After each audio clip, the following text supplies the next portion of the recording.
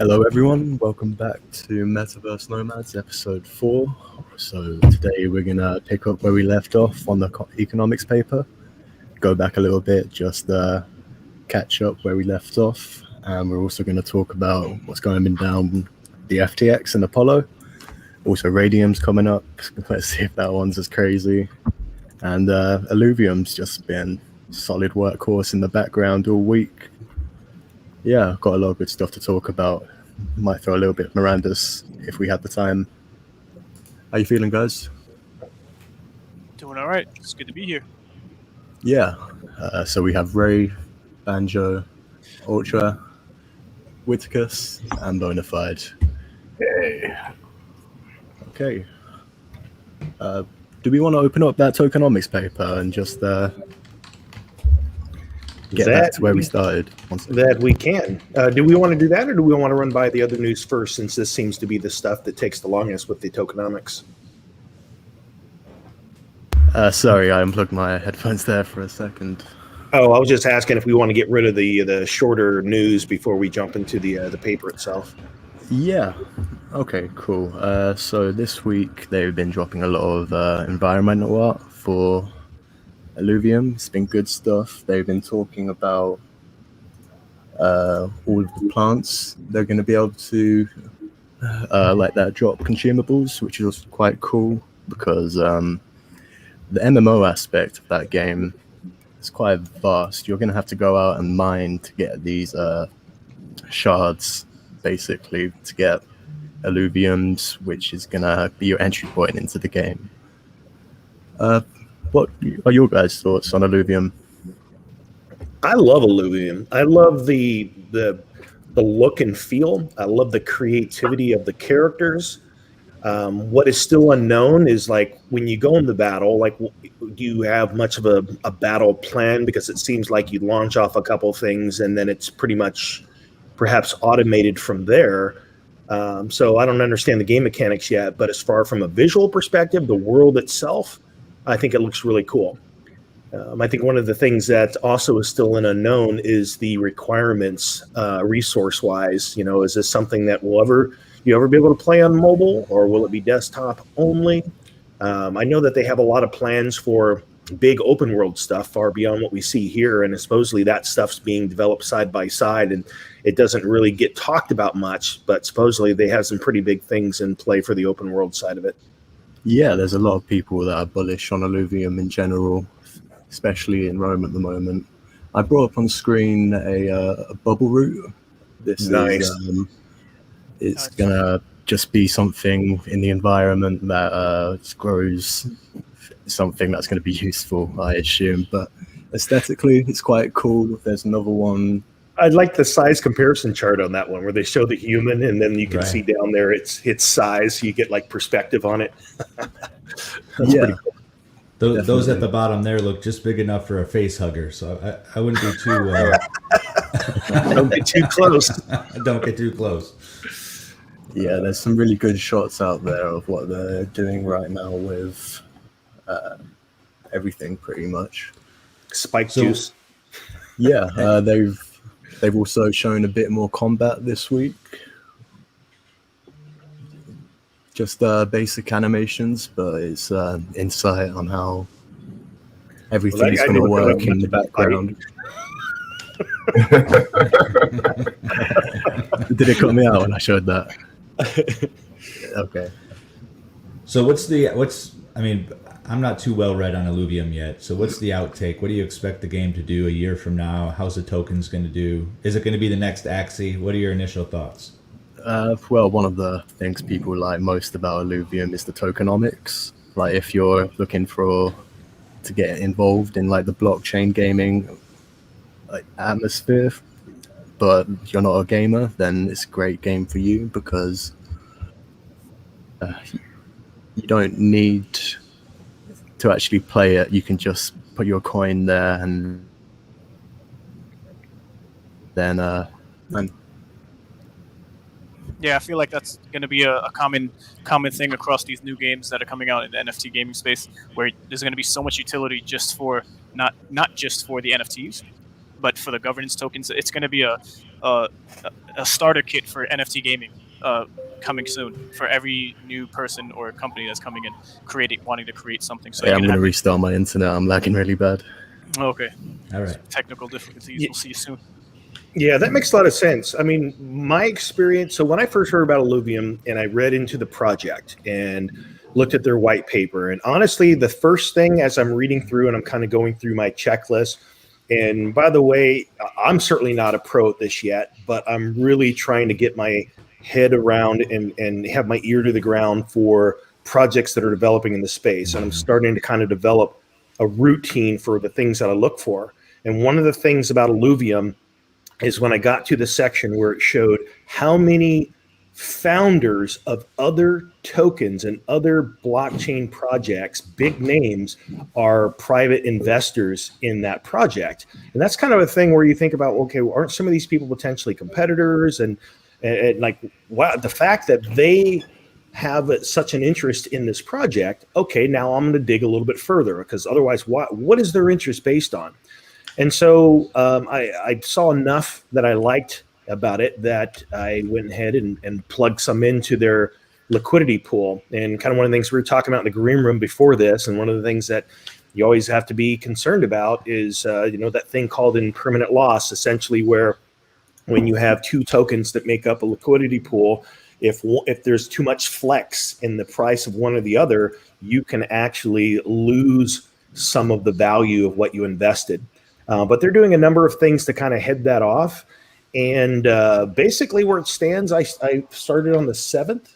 So what am I, 3 weeks in, roughly? And just from that particular pool, from the price of Illuvium going up, from the returns on that pool, up about 50% on my investment so far. So that's pretty outstanding. But there is a bit of a catch. You can pull out of the liquidity pool at any time, but the rewards that you're getting, which are substantially high right now, are locked up for a year. And we don't know, of course, what's going to look like at that time if there's a bunch of people that they're unlocking before you. And so that may cause a big dump in the price before you actually get to access yours. Who knows? We don't know what's going to happen. So it's always funny in this space that's already so volatile in nature that it's hard to predict what things look like a year from now. But that's kind of the risk you take when you're looking at these projects.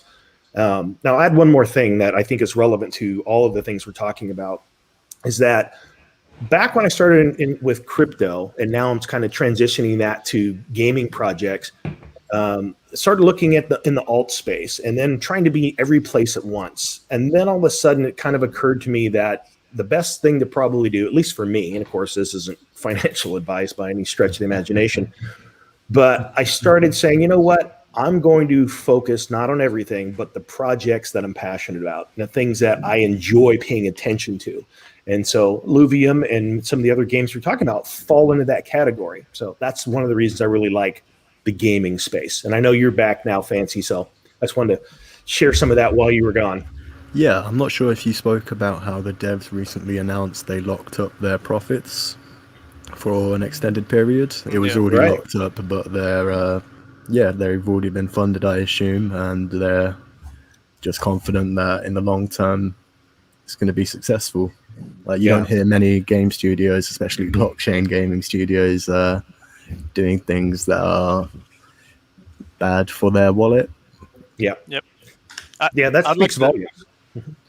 I just want to piggyback off of what Jess was saying and how ironic it is the journey one takes through the crypto space when it comes to just Bitcoin and Ethereum, if that's what or XRP or the top 5 coins on the coin market cap or CoinGecko, and you'll soon find yourself into the art NFT space, because if you have a Twitter or if you're just anywhere on social media, for the most part, Twitter is where it's at, but you'll find there's a select group or a majority of people who come into just NFT JPEG investing, collecting, right, based on rarity. And there's some projects that you might all know about that just come out. You can check on Rarity Tools, or just from people who follow and invest and flip just for the purposes of flipping to make profit. And then you have these same people who are now, the cup is filling up with those types of projects and almost dying out because there's no utility for these JPEGs. So now you have the cup overflowing into the NFT gaming space, and the rarity component and the collecting component is still there, but you have this money that has been churning and compounding from just the flipping coming into now the NFT gaming space. Not and like we've said in other episodes before on Mirandus and even Star Atlas and all these other games, you won't have these people who have this type of money playing the games per se, right? But they're going to have that money coming in. And a good example is the Bored Ape Yacht Club. They just had their mutant board yacht club that came out, and it surpassed $100 million within 3 hours of its minting. So all that money, I would say, in my opinion, from what I'm researching and what I know, goodbye to all that money, because that money is not going to be reinvested to the extent that other projects and people investing into those projects would reinvest their money. Because for what it's worth, it's just my opinion. I have no actual fact, but the quality of the community of different projects, the more you hang around and learn about them, you'll realize that they're not for the whole space. They're for themselves or that particular project, and they're not going to reinvest the money.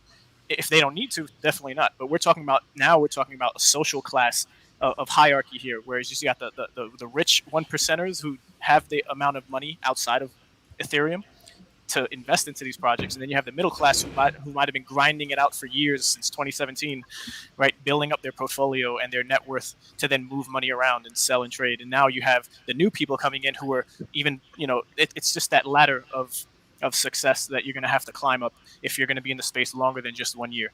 And you're going to get burned. You're not going to learn everything. We're all still on a journey of learning how to do things. And one of those things is minting directly from the contracts, right? Instead of doing the website itself, because now you'll never get a buy-in for minting at a cheaper price than if you did it from behind the scenes. So all of these things are to be learned as we all grow. But just to briefly cover Axie Infinity, and then we can move on to another game that we're a part of as Rome. Just two things. The DEX is coming out soon. So you're going to be able to swap, buy, and sell and trade within the Ronin sidechain for Axie Infinity, and you're not going to need to pay any bridge fees, which still are around 50 and sometimes even 3 digits it could get to. So that's going to be great, and it's going to be very soon. From what G-Host mentioned on the Axie Chat podcast, which is, I guess, the largest Axie Chat or Axie podcast that's been running for about 3 years already. So they have over, I think, 50 episodes. And so you could check them out, Axie Chat. And then the second thing I wanted to mention is that Delphi Digital, who is a research firm driven for better understanding of the space overall, who helped with the tokenomics, they came out June 30th. They came out with their part 1 for the overall economic know-how and how-to of what Axie Infinity is, as they took part and helped build out the tokenomics. And you can check that out in our Axie channel in our Discord. I'll share the link in the YouTube right now for the actual article, and they're going to soon come out with part 2. So keep your eyes open on that. You can follow them on Twitter, and it'll break down. And so since June, so much has happened. So June is not too far back, but in the crypto space, everything accelerates. So it might be old news to some of us, but if you're interested in what Axie Infinity is, the most up-to-date thing when it comes to tokenomics and the economy, you could definitely check out this link that I'll post up in the YouTube comments. So next. Cool. So bottom line, can you still make money or not? Yes. It's always going to be profitable. And you think it's a Ponzi scheme? Read the article. Not financial advice. I think they got to come at that. I think they desperately need that Axie burn mechanic for the game to have a viable future. That's the beauty. That bridge can't come. That bridge can't come fast enough that you were mentioning. I mean, I just did payroll yesterday. $80 to me to get my SOP out of there. You know what I mean? So that's with the value of Axies basically hitting new floors, and the breeding not being as viable as it was either before. So sure. It's an interesting thing, but I mean, these projects are going to go through tough times, because nobody's ever done what they're doing before. They're breaking trail right now. You know what I mean? I think Axie, like you say, is gonna be like the World of Warcraft of NFT gaming. You know what I mean? I don't see it going anywhere. As long as they get that Axie burn mechanic in there soon, they'll be fine. One of the things I think is promising about Axie is that when I first got started with it, which is not like a month ago, so I'm a noob with Axie, but I've followed it enough to where I've got more than a dozen scholars, and I've done plenty of breeding. And one of the things that stood out for me is I was looking at the economy grow and grow and grow, and I was like, this is not sustainable. Something at some point is going to give. And then the founders came in and they made a change. And they made a change that was painful. It's painful to me. It was painful to everyone that was used to how things were. But if they didn't do that, then it would have imploded on itself eventually. And the fact that they were making good money, and you look at the money they were making, they shaved even the trajectory on their own earnings to try and right the ship. And as Bonify just was saying, that this is a new ground here. So what's going to happen is they don't have all the answers, but they're going to do what they think is best. But what their past behavior has demonstrated to me is that they want to do what's right to make things stabilize. But it's going to be like, here's what we think is going to happen. You throw the dart and like, that wasn't it. So you pull it out and you throw it again. And that's just the nature of where this industry is right now. But what I like is that it appears to me that they're doing it for the right reasons and they really want to get it right. Yeah, and staying engaged at the level they're staying engaged at with the size of award chests that they have. I mean, they've made a ton of money and they're still in the weeds fighting for this game. So that's, that builds a lot of confidence. You know what I mean? Yeah. It reminds me of, I was gonna say, just the way Axie's running it. All those growing pains is just. Have you ever tried to walk through snow and try to break through snow for a group? Like, it sucks. Like, and I feel like that's how Axie's going right now, going through all the pains, and everyone else is just like, they're doing it right. We're gonna follow them, and so it's easier for them versus Axie, who has to just trudge through all that stuff and change. And like you're saying, change sucks, but if it's change for the better. A little pain now is going to be a lot more profit later. I think it's worth it right now. Yeah. You know what? That's a good point there, Ultra. Looking at these new games that are always coming out. I just brought you guys that Coin Games project that's just about to start up in a couple of weeks. I'll probably try to put something together so we can talk about it next weekend or whatever. But one of the things that piqued my interest on that was he straight up said, "Hey, we're gonna steal the Axie tokenomics model." Because that works. We're going to make it make sense for our game. But I mean, that's the best model in the space right now. We're going to use it. And that's pretty much what we're all saying about all these other games for the most part that aren't as huge as, say, the Star Atlases and stuff like that. They're all pretty much going to use the same model that works. Just like World of Warcraft was recreated in, 100 different forms over the years. So, Yeah, we're seeing that unfold across the board. It's kind of like watching the industry learn. It's like an AI intelligence kind of learning from its own activity. It's learning like what is the best tokenomics, what is the best way to form governments, what's the best way to do a launch without failure, what's the best way to make something sustainable and correct when you're off course. We're starting to see these best practices start to form out of nothing from the trailblazers that are out there with the machete or the ones out there in the snowshoes making first tracks. So we're seeing this come together in a brand new industry. So it's easy to get frustrated when things don't go exactly how we want them. But again, these are pioneers. Well, and the beauty of it, like you're saying, is that because we're actually watching the structures being built, we're actually going to be in a unique position to identify the new ones that are going to take off, who have the right infrastructure in place, and et cetera. So, if you're here now and, you can't get pissed off about any of these games that make a mistake or whatever, because you're learning, you're paying the price of tuition right along with them. And your education is going to benefit from it in a major way. You're going to be there ready to take advantage when it's time. Yeah, it's trial by fire. I just wanted to share real quick here that iGuard did mention, when I was talking earlier about Illivium and how your ILV, which is the token there, it gets locked up for a year. They do provide you with an alternative where instead of locking it up, you can put it in game. And I guess they're doing like a side chain ILV to where it goes back into the game and you can use it for in-game activity immediately rather than locking it up. Of course, the game's not out yet. But when it does come out, this will be an option, so you don't have to wait a year for the rewards from your staking. So thanks for that, iGuard. I'd like to add to that model of just keeping profits within and not extracted from all the people who just want profit originated with Axie Infinity, because you'll see a lot of people might not understand and think it's a Ponzi scheme, but sure enough, as the team already had a plan and other teams will have plans for their own games, it's almost inevitable for you to want to keep as much value within in these early stages, and having the community grow to the point where the core foundation of community is going to have majority stake, majority ownership or governance. And then you won't necessarily have to give up or worry about giving up the control of the game over the course of the timeline and roadmap of the game.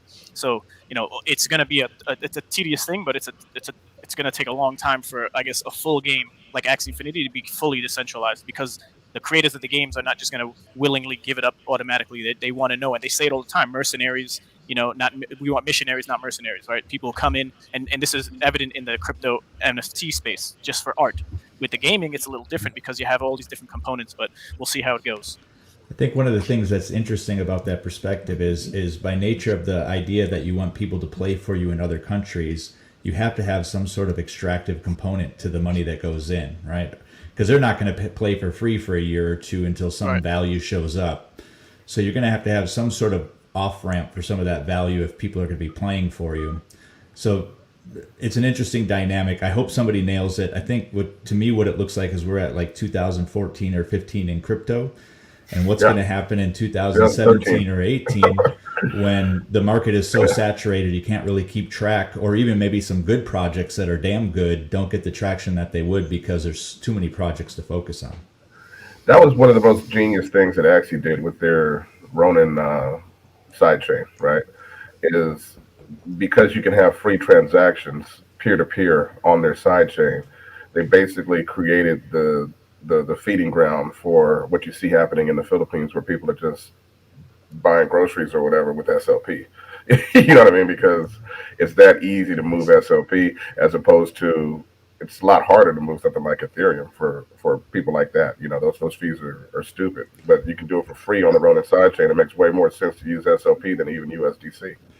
It just amazes me for all the money that's been spent on getting people to understand crypto and kind of bring it into commerce and into their communities. It's a video game that gets popular in the Philippines that drives crypto as a value of transfer value, right? Mass adoption. Yeah. I was just talking to someone today about this, and both Fancy Hat and I were in the process of moving USD to a Solana wallet, but we had to do that by bridging through Binance Smart Chain to get the lowest fees to go to Binance and then send it over. It's kind of like, can you imagine trying to explain that to the average person? Here's what you got to do. Oh yeah, yeah. I was talking to my parents about this yesterday because my dad, my parents, they're older. They're in their late 50s. So to them, when I was talking to them about Star Atlas yesterday. And they're just like, a video game or whatever, like, you're 30, like, what are you doing? And then I started telling him, like, oh yeah, you can do this. And this is actually what I've earned so far just by holding like these assets. And my dad's eyes are just like, so how do I get in this? Exactly. At the end of the day, in the beginning, go ahead, I'm sorry. No, go ahead. Oh, I thought you weren't finished. Yeah, it's at the end of the day, some of us are going to come for the games, but the masses will be here for the profits, and that's just a part of the whole situation. I mean, these games are popular once people start making a bunch of money off. But just to piggyback on what you were saying there, Jesse, I tried to jump into this game called Vulcan Forged over the weekend that one of our community members put me onto, and the barrier to entry, in order for me to get my tokens, my value onto their marketplace, was so high that even I mean, I'm not a genius or anything, but I've been in crypto for a while. I couldn't do it. By the time I figured out how to do it, I decided I didn't want to do it anymore. I know how to do it now, but it's like I'm over it. Yeah, it's too difficult, too much to spend. There is a project that we haven't talked about, but it's a game that a couple of us have been playing recently, and at some point we'll dive deeper into it, called Skyweaver. And what is kind of ingenious about what they're doing, they managed to get their games are in the iOS and Android App Store, because what they do is that if you buy from the store and you're in a country where you can't use it, you don't have access to the marketplace. You can still play, but you can't access the market. If you try, it'll say, we're sorry, you can't access the market. But if you go to your browser and you're in a country where you can, then you can access it. So this is the first time where I'm seeing like a crypto a blockchain game being able to break through that little veil of the app stores that normally shy away from some of the blockchain games. So that's kind of a creative way that they're going to bring people together that can play the game, get used to it, but not actually engage in the crypto side of it. But of course, once they see others benefiting from that, that's going to kind of like be a feeder program to bring more people in. So it's one of those instances where we make an easy on-ramp to gain the experience and then kind of step them in towards the rest of it. I think one of the things that's scary about that is look how difficult it is for citizens of the U.S. to actually get involved in token generation events. So if you now have games that are going to be locked out because of your country of residence, I guess I'm a little bit biased right now because of everything that's going on with Star Atlas and not being able to get in on those token generation events. But it just seems like it would suck to not be able to play the next latest and greatest game because my country decided they didn't get enough tax money out of it. They decided what was best for you. Yeah. The U.S. is doing that more and more lately. The interesting thing about that, though, is that as the metaverse grows, as we have the internet and technology and all this stuff, I mean, going where you are treated best has never been easier. You know what I mean? And I think that's going to be the next step. I mean, once you have multiple, the Philippines is one place where people are transacting directly in crypto peer-to-peer now. But once you have a few places like that, nobody's going to stay in these countries that are trying to wall themselves out. I mean, that's people are just going to start walking across borders and doing what they got to do and playing video games in order to earn a living. And it's going to be it's going to be an interesting future. But if you're trying to keep your people out right now, you're going to end up out yourself. That's what's going to end up happening. It's going to get to that place where it's going to be like early days of Silicon Valley. It's like, what, you want to bring your dog to work? You need a bike? What do you need? Beanbag chair? What do you need, man?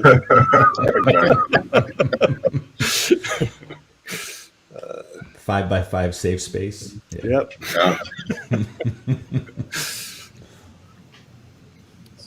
All right. I think we're back to our normal track. We got off track there. Fancy, pick it back up for us. Okay, yeah, let's pick up the tokenomics where we left off. Actually, did we finish on the tokenomics? The economic white paper? Yeah, let's just have a little recap. Yeah. So, I think the short of it, is that you've got two tokens.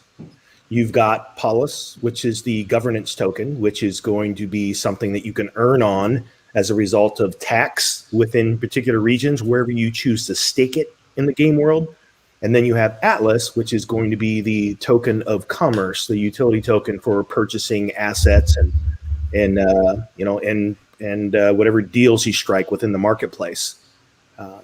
So, I don't know how we want to break this down, but that's the high level of what each of these. Yeah, I think a good topic to go after that would be what happened with all the exchanges recently, all the drops, just while we're talking about the coins. Yes. Yeah, so FTX and Apollo have now gone through. The white lists are all full and the bids are taken. Radium's up next. Everyone's excited, but I feel like the people who tried to get in FTX, Apollo, and Radium, if they get nothing, they will be mad. I've been watching the amount of staked numbers this week for the tickets on Apollo because that's the only one I was invested in. And the first day, it had already passed the amount of tickets available. The second day, it was doubled.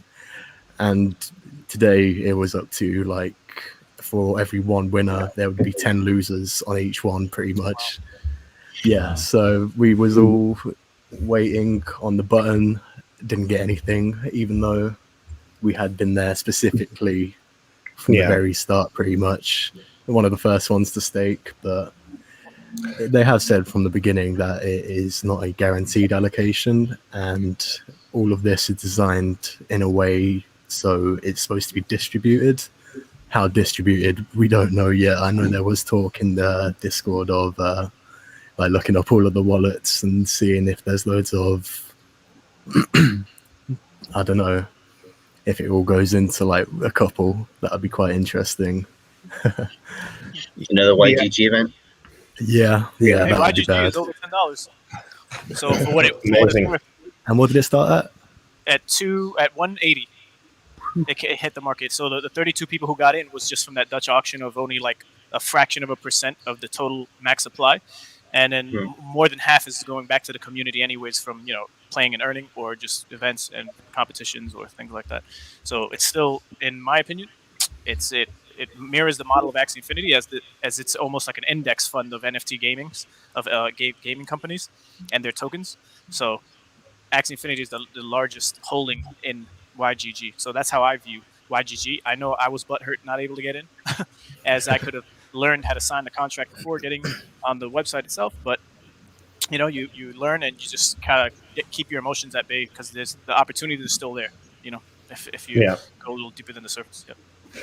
So my experience with this is, I think it's kind of interesting, and maybe some of you can relate to this if you are outside of the U.S. because outside of the U.S. you have some benefits, but then again with this particular launch, here's how it went for me.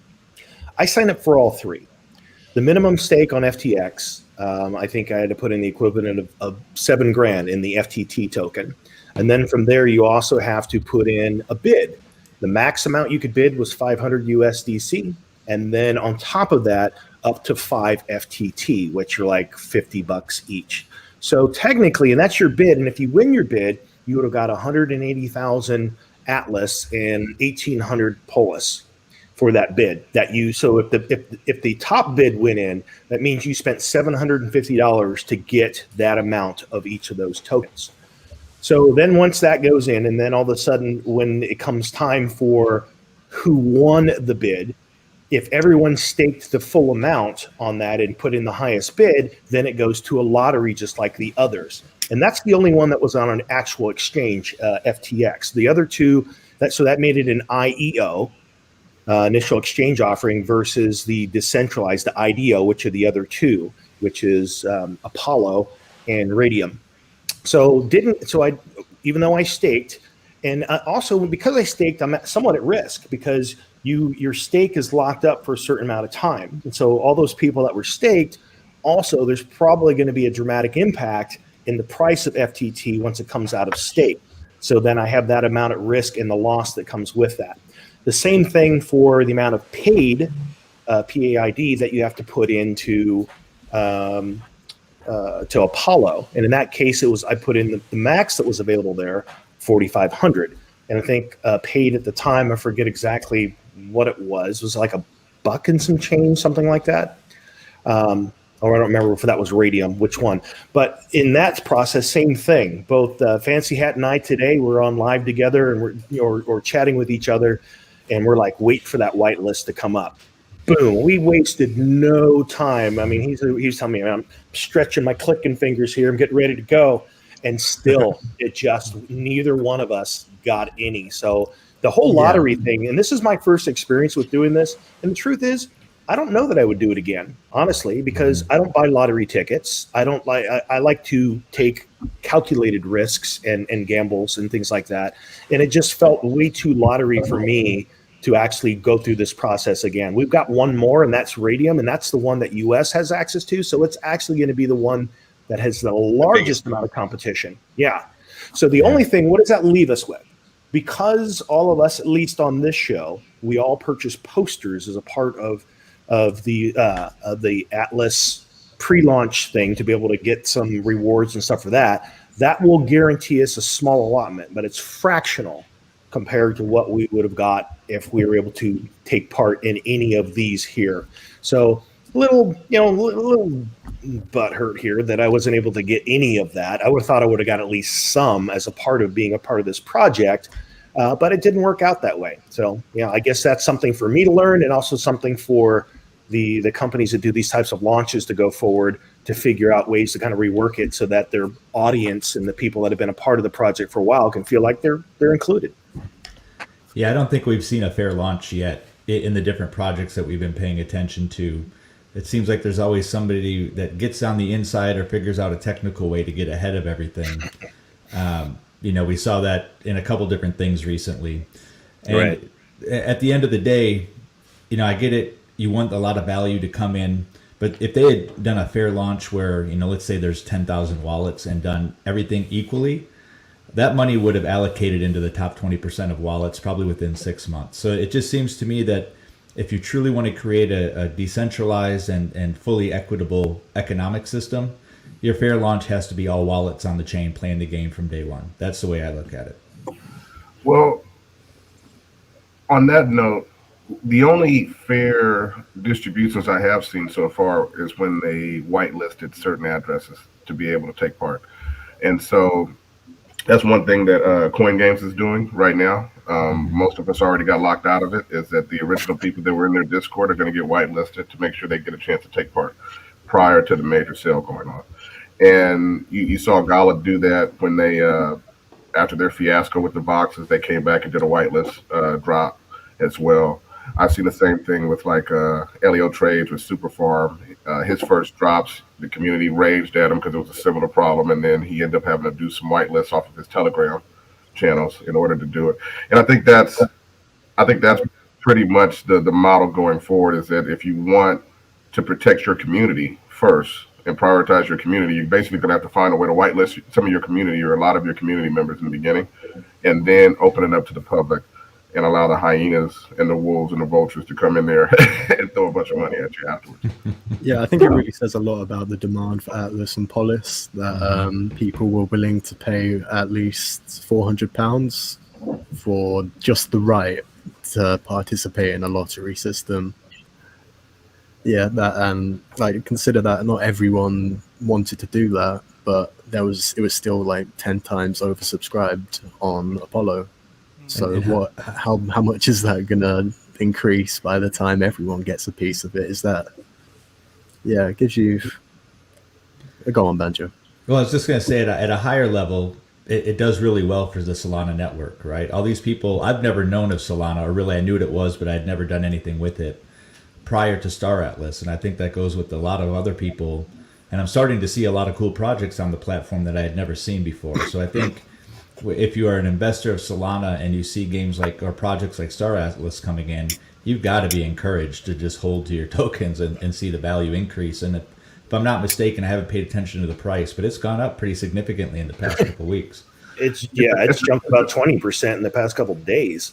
Wow. It's a really interesting thing that you just mentioned there, Banjo, because I've been following Solana for well over a year, right? And it's like in the beginning, they were so, because of their speed, they have that proof of it's basically proof of time speed, kind of way. Yeah. So they were selling this idea that they were going to be the blockchain, the smart contract chain for the stock market, because they're so fast and that's so important on the stock market. And so they were going to redo the stock market on Solana. And that was their selling point, because back then it was all about DeFi and economics. And it's interesting to watch how gaming and NFTs have taken over the crypto world, because now all of a sudden nobody's really talking about Solana as far as a stock market and economics anymore. That we're all talking about as far as gaming now, because they're so fast that games can run well on the Solana chain. So it's an interesting thing how NFT gaming has kind of taken over the narrative. I mean, people were thinking this was going to be another DeFi summer here, and no, it's NFT summer. Yeah, there's a whole branch of Ethereum NFTs where, for example, you have like an attachable that you can add to something. Every time you add like a shirt to that NFT, then that would cost gas fees, and nobody really is going to engage with that type of thing when it costs gas every time to do it and to like remove it as well. But it just opens up like a whole branch of customizable NFTs in a way. Yeah, I think to me personally, and I know we have some differences of opinions in this group, NFTs kind of feel like Beanie Babies to me right now. That people are spending a significant amount of money on some art. It's a huge craze right now, but it seems like there's going to be a downside to this market at some point. And the NFTs that are really going to get the, I guess, a lot of the investment from that point forward are utility NFTs, something that does something in a game, like Fancy just described, or something that gives you a percentage of some other, revenue stream, or maybe it's a title for property. But this art stuff, man, I'm seeing some like 8-digit, gray art going out for $800,000, and I'm just blown away.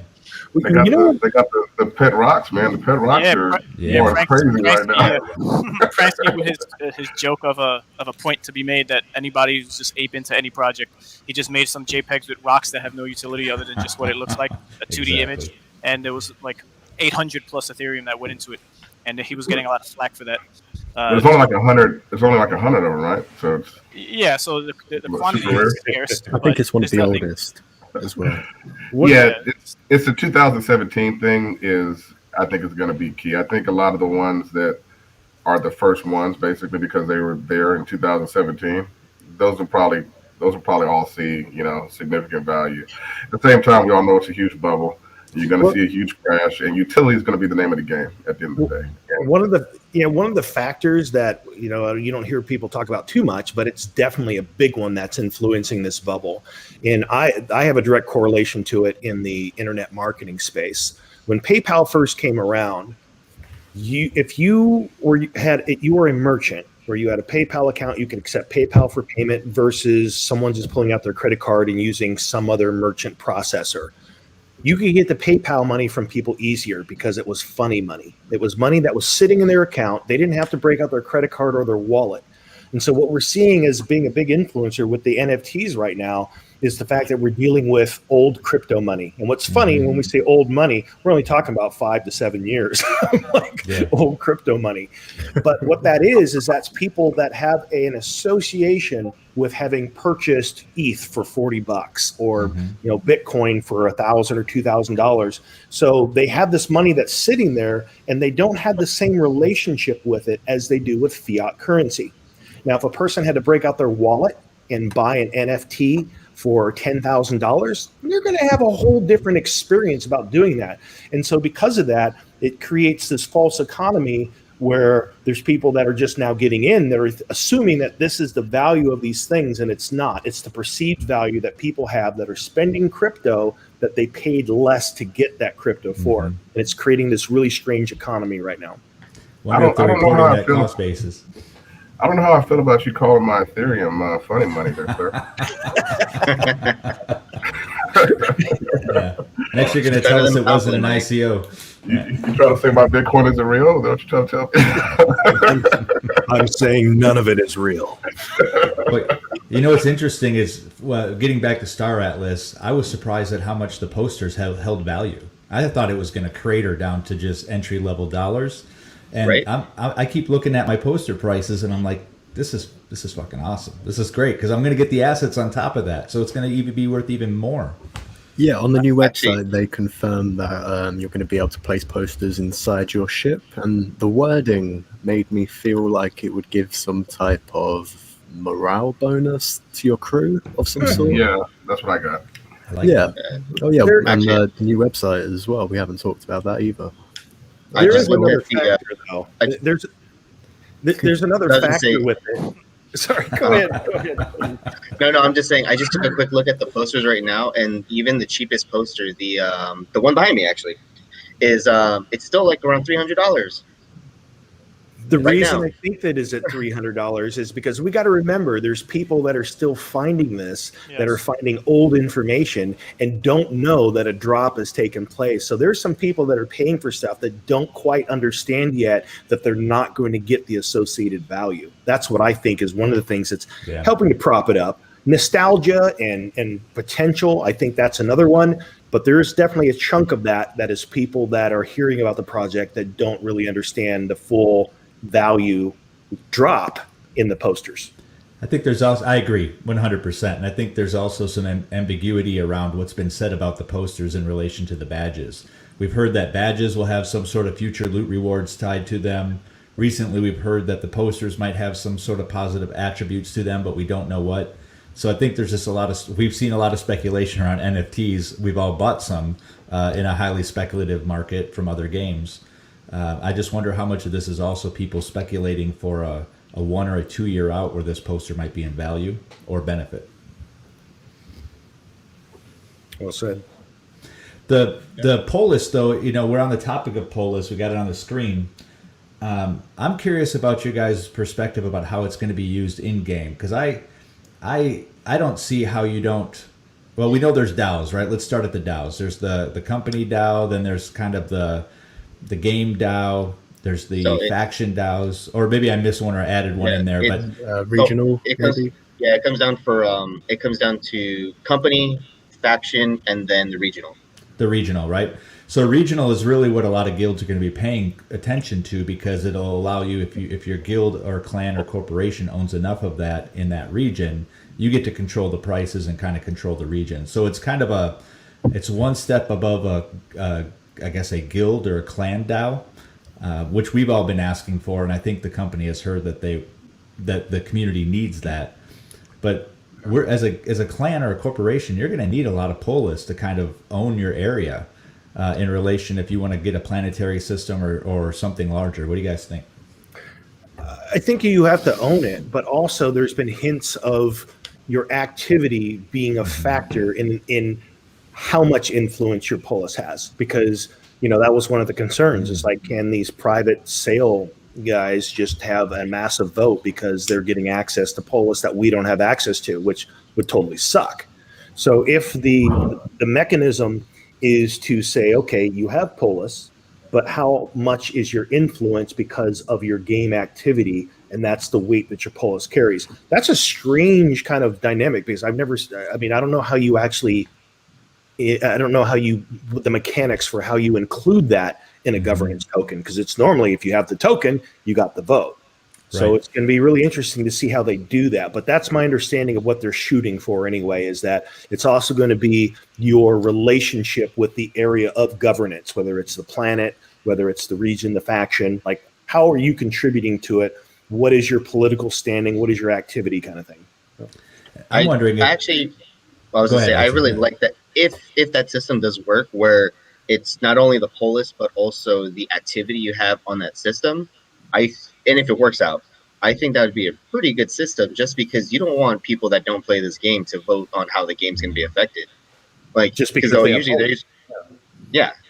to want to vote whatever makes them the most money, because they're not playing. They don't care. But I think the people that should get the biggest vote are the people that play and have the polis, just because they know, okay, I know if we do this, I make the most money, but it's also going to tank the system in about 6 months from now. So let's do it a different way, where I won't make as much, but it will increase in value over time, and it's going to bring in more revenue, more people. So it keeps the game keeps going. Now that's just my perspective of it. It seems to me that the barrier would be the land that you own, right? So if a corporation owns all the planet's land, they would have the rights to the polis votes. And then if somebody else comes in, they would have to buy out the land. That's the only way I can see it working, to prevent new money coming in and taking over old money. It also makes you wonder, like, what is going to be the mechanism for initiating something you even vote on? So in other words, imagine that you have a region, you have a planet, and you have the overwhelming majority of polis. So you know that any vote that comes to play, hands down, you got it. It's a landslide win. So does that mean you can say, hey, we just decided that tax rates are now 25% and it goes to our guild. Let's vote on it. Like, what's going to be the mechanism for what you decide is votable? And, will that be something that can happen? Maybe it can, maybe it should. But then that's just where people say, well, screw it, I'm out of here. Yeah, and is there an absentee piece to it, right? So if you have a vote that passes, what about all the people who don't even show up to vote? Are they counted out of the vote then? Because I think there's going to be a lot of people who, just based on my experience in crypto, even holders of governance tokens don't always use them. I'll just put it that way. And I think we're going to have some cases where humanity, period, right? Yeah. Well, yeah. That's look at the U.S. elections. Yeah. But it'll be curious to see what play that has in a vote. And my hope is that, corporations or clans or what have you can really establish themselves in a piece of space and almost kind of lock in the governance without any outdo influence. And I would say that for Rome or any other guild that's playing. What's really interesting to me is those metagame rewards. Did you guys read those over? What now? The metagame rewards for Polis. So you can get Polis as a corporation by attracting new users that stay for some amount of time or generate some amount of value, or maybe that's outside of a clan. Or within your guild, I think you can organize existing users into guilds and factions. And and that earns polis. And then finally, guilds and alliances can earn polis as well, which is something that really hasn't been talked about at the town halls that I can recall. Is what's that emission schedule like? What are they incentivizing? Yeah. Especially with the alliance piece, because we've watched enough videos of Eve to know that alliances work and alliances don't work. And are people going to make different decisions on those alliances based on some loss of polis that might be generating?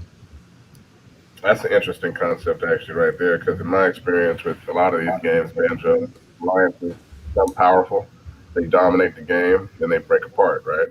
But when you have a certain amount of polis, is that staked in the alliance now to where you guys don't want to break apart? Does that incentivize alliances staying together? And if so, would you eventually have an alliance that basically dominates the entire game and never goes away?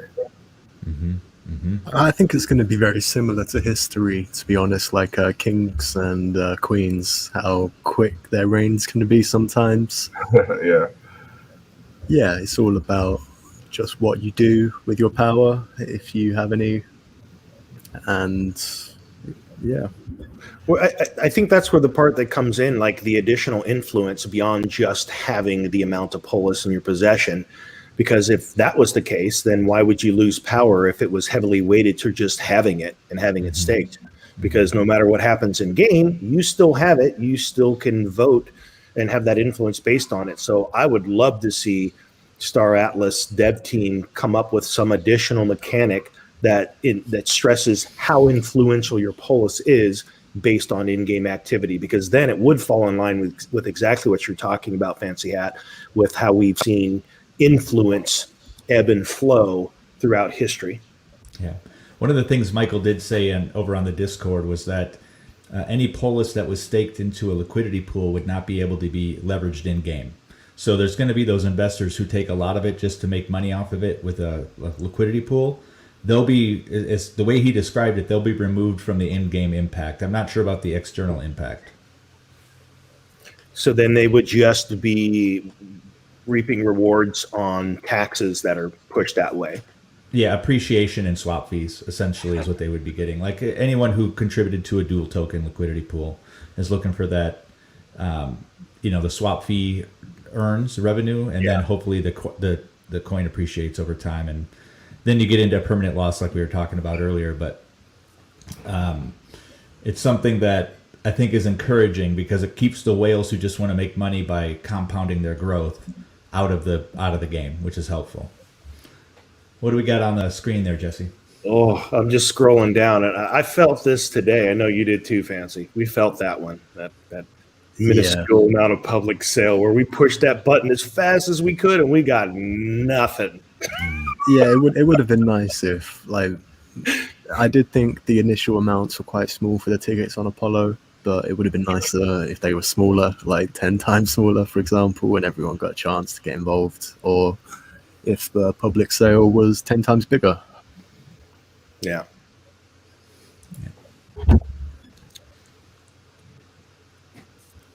We kind of talked about the allocation last week and talked about the private sales, which we still don't have a clear answer on, but I'm surprised with the AMA that or the town hall meeting that it was just not still a question that was brought up. And it's honestly, to date, it is still the one thorn for me that I wish the leadership would address, because it's the big one that's out there that's going to have such an impact, and we just don't understand why or how they plan to govern it in such a way that it is just not an overpowering influence within the game. Yeah. My hope is that's a group that's going to push into the swap pools, and that will be removed. I just want to know how much of it is, what's the dispersion, right? So is it 3 people owning 6+%, or is it a bunch of people owning 1%? If it's a bunch of people owning 1%, I have less of a concern about it than otherwise. Right. So here's a question that I have even, and maybe you guys know the answer to this as it relates to Atlas. So Atlas is going to be the form of currency with an income within the game. It's going to be what you spend to buy your assets, your ship, your land, your pay for maintenance on your ship. It's going to be the income that you get for tasks and missions and things like that, even within the mini game. Well, my question is that when the sale comes about for assets, ships, mining claims and things like that. How do we get it to Atlas? Is it going to go from, do we use our Solana wallet, and is it USDC to purchase Atlas? Will it be Sol that we use to purchase? Does anyone have any idea? Have you read anything anywhere that I missed? Like, how does that work? So the best I can understand is we know the in-game assets will be bought with USDC, right? And I get it why they want to do that, because on their marketplace, they just want to have the money. They don't want to have to reconvert it. As far as buying the Atlas from the external markets, I know at least on Radium, there's going to be an Atlas USDC pool and a Polis USDC pool, which you'll be able to get an on-ramp and off-ramp into the game. What I haven't heard about, and maybe somebody else has, is if there'll be a way within the game to do swaps and conversions as well. Well, if it wasn't mentioned already, which I think it might have, don't take my word on it, it's definitely going to be something that happens. Because a lot of games are talking about how you're going to be able to interface within its own market, within the own marketplace of the game. Whether it's a DEX or it's just on the marketplace centralized. I don't see how they wouldn't create it if they haven't already mentioned it. I can't remember. I could have swore the devs did say they were going to have a DEX. Yeah. I can't point to the exact town hall or anything, but yeah, it's all kind of scattered all over the place. Really, you got to binge watch all of them and read both white papers before you can really start to grasp everything. I will say that it has been pretty easy to get on and off, like getting Solana into the wallet, converting it to USDC, buying the assets. It feels much more seamless than other systems we've seen as far as getting in and buying a product. Definitely. that kind of goes back to the value in using a network that's already up and running as opposed to creating your own. You know what I mean? By using the Solana network, they were able to utilize a lot of great functionality as opposed to creating their own thing, which, like that Vulcan Forge thing I was talking about, like they've basically done their own thing. So it's it's very difficult. You mean that thing you buy that you can't call an investment? That company? Is that what you're talking about? No, that's a whole different company. Yeah. Well, for me, though, even the poster the side of things wasn't exactly smooth. Fortunately, I had one of our community members, PG. Thanks, PG. Shout out to you for walking me through this in the early stage. But when I bought the posters, they didn't show in my wallet. And so he had to reference me to this Google Doc that says, now you got to go here to Serum and you got to do this and you got to do that. And so that's just, again, one of the things that happens in the early stages of projects like this. It's not going to be completely smooth. But after that, that was the only part that was a sticking point for me. But there at least was something that required you to jump through a few extra hoops to be able to make sure that your posters were in your wallet. Yeah, and the more hoops you have to jump through, the harder it is, the more you get for it eventually. Because now they have a new website, the store's been updated. I think it's going to have more updates still. Yeah, it's a lot smoother right now, even though it's a lot easier if you have someone to like hold your hand through it the first time. Yeah. Mm-hmm. When do you guys want to jump on this question by Oven Punch? If they let USDC, I thought you would. I just didn't want to put you on the spot. if they let USDC and Atlas coexist in the game after the GAL, won't there be some constant arbitraging between Atlas and USDC valued assets? That's going to happen already. So the way these liquidity pools work is you've got people who are the values all locked within the pool. There's no link to the outside price other than the familiarity that there is a price outside of the pool for this value, right? So what's going to happen is people are going to see the discrepancies between the price of Atlas USDC and Polis USDC, and they're going to arb them constantly. And really what's going to happen, in my opinion, is somebody is going to make a couple robots that's going to constantly arb those two swap pools, which really has a healthy benefit to everyone using them because it brings the prices into equilibrium, but it benefits the person who's doing the arbitrage. So a lot of people look at arbitrage players as kind of a parasitic thing within the network, but if you're working with liquidity pools, it really is the thing that keeps the liquidity pools healthy for you to get less risk on your swaps. It provides a service. Yeah, they're doing a service, and it's a necessary service. If they weren't there, the prices would be ugly all the time, and you'd lose a lot of money on your swaps. Yeah, I have to agree with you there, Banjo. A lot of people don't understand how important it is to have people playing the arbitrage between assets, but that's actually a very important thing for any kind of market to be healthy. It's almost like having the market maker. It's almost as important as that. You need these elements in a market for it to be healthy. Well, when you look at it, you say, well, man, I want to do that, right? And then you realize that unless you're somebody who can program a bot, you're not going to do manual trades that are going to get ahead of an ARB bot. It's just not going to happen. They see it, they're reading the data, they're making the trade faster than you can think about what the next trade is. And I think that's where people get upset about it, is they feel like they can't participate. But at the end of the day, life is full of things you can't participate in. If you want to learn how to do it, learn how to code and build yourself a bot. But until then, there's going to be this group that's keeping the pools healthy. Absolutely. Yeah, everything's not for everyone. Get in where you fit in. There's room, especially in a space like this. There's room for everybody. Yeah. Well, Jesse, what are we looking at on the screen there? It's a good question. I'm actually trying to sort that out myself. Figure it out together. It's kind of talking about, the minting and burning of Atlas will be purely based on game use-based growth and adoption. The Star Atlas supply and price will be kept on a level to maintain reasonable in-game asset pricing internally and optimize the entry level for new users. So it's kind of showing us a workflow here of you've got the market, and then a player buys the initial Atlas from the market. And so here sits the player, and he's going to expend his Atlas, kind of like one of us, on something within the game. And then they're showing here how it goes towards mining, which then leads to production, which also leads to technology crafting if you're into R&D, which then is what's supporting your combat and your space exploration. And so it's just kind of showing you the flow of how it believes Atlas is going to go. And then back up here on the side, it's saying Atlas is rewarded. So for these things. So we're basically seeing, this is how I read it. Us as players, and even us as a guild, we're converting Atlas from the market. We buy our Atlas, and then we buy the things that we want within game. And those things we're most likely to start with are going to be like mining claims and ships and land or whatever else we feel is going to give us the best advantage going into the game. Then we start our mining, and that mining is the process that's going to start producing a return. It's producing something of value that then goes into production for someone that's going to refine that raw material. And like we mentioned, R&D, and then there's those that are just want to be those fighter jocks out there that are out there in combat with their spacecraft or exploring new worlds. And then it creates this loop of where the Atlas is coming back in the form of rewards for the things that we discover out there.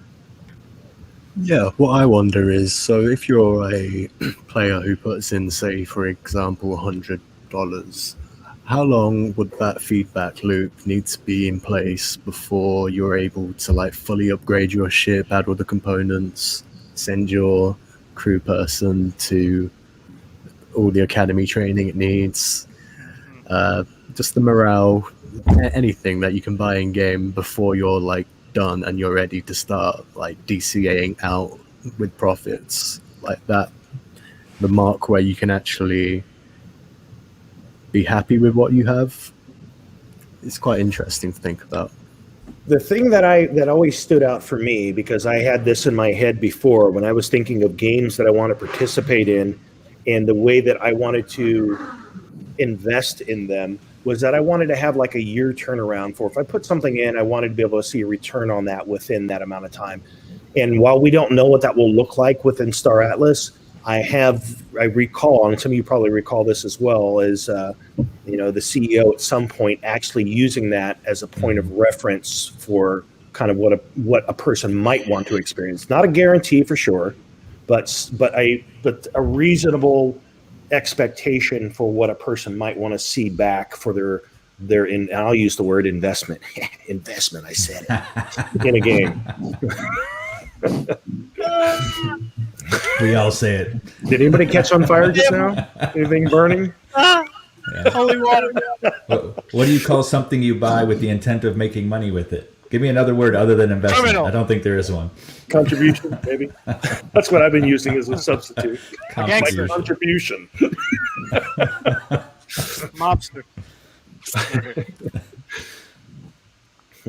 I think we lost our train of thought where we're at. So I think what's interesting about the way the money's entering the economy here is it really all funds down to the bottom two things. It all feeds either exploration or combat, right?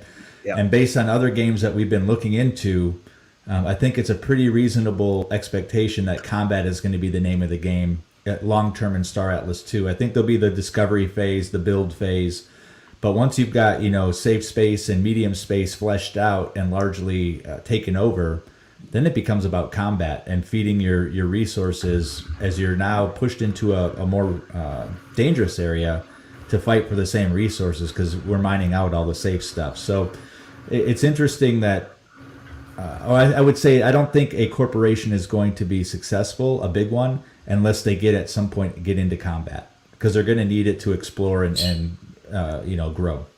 Yeah, I agree. I think there's going to be like small scale skirmishes at first, depending.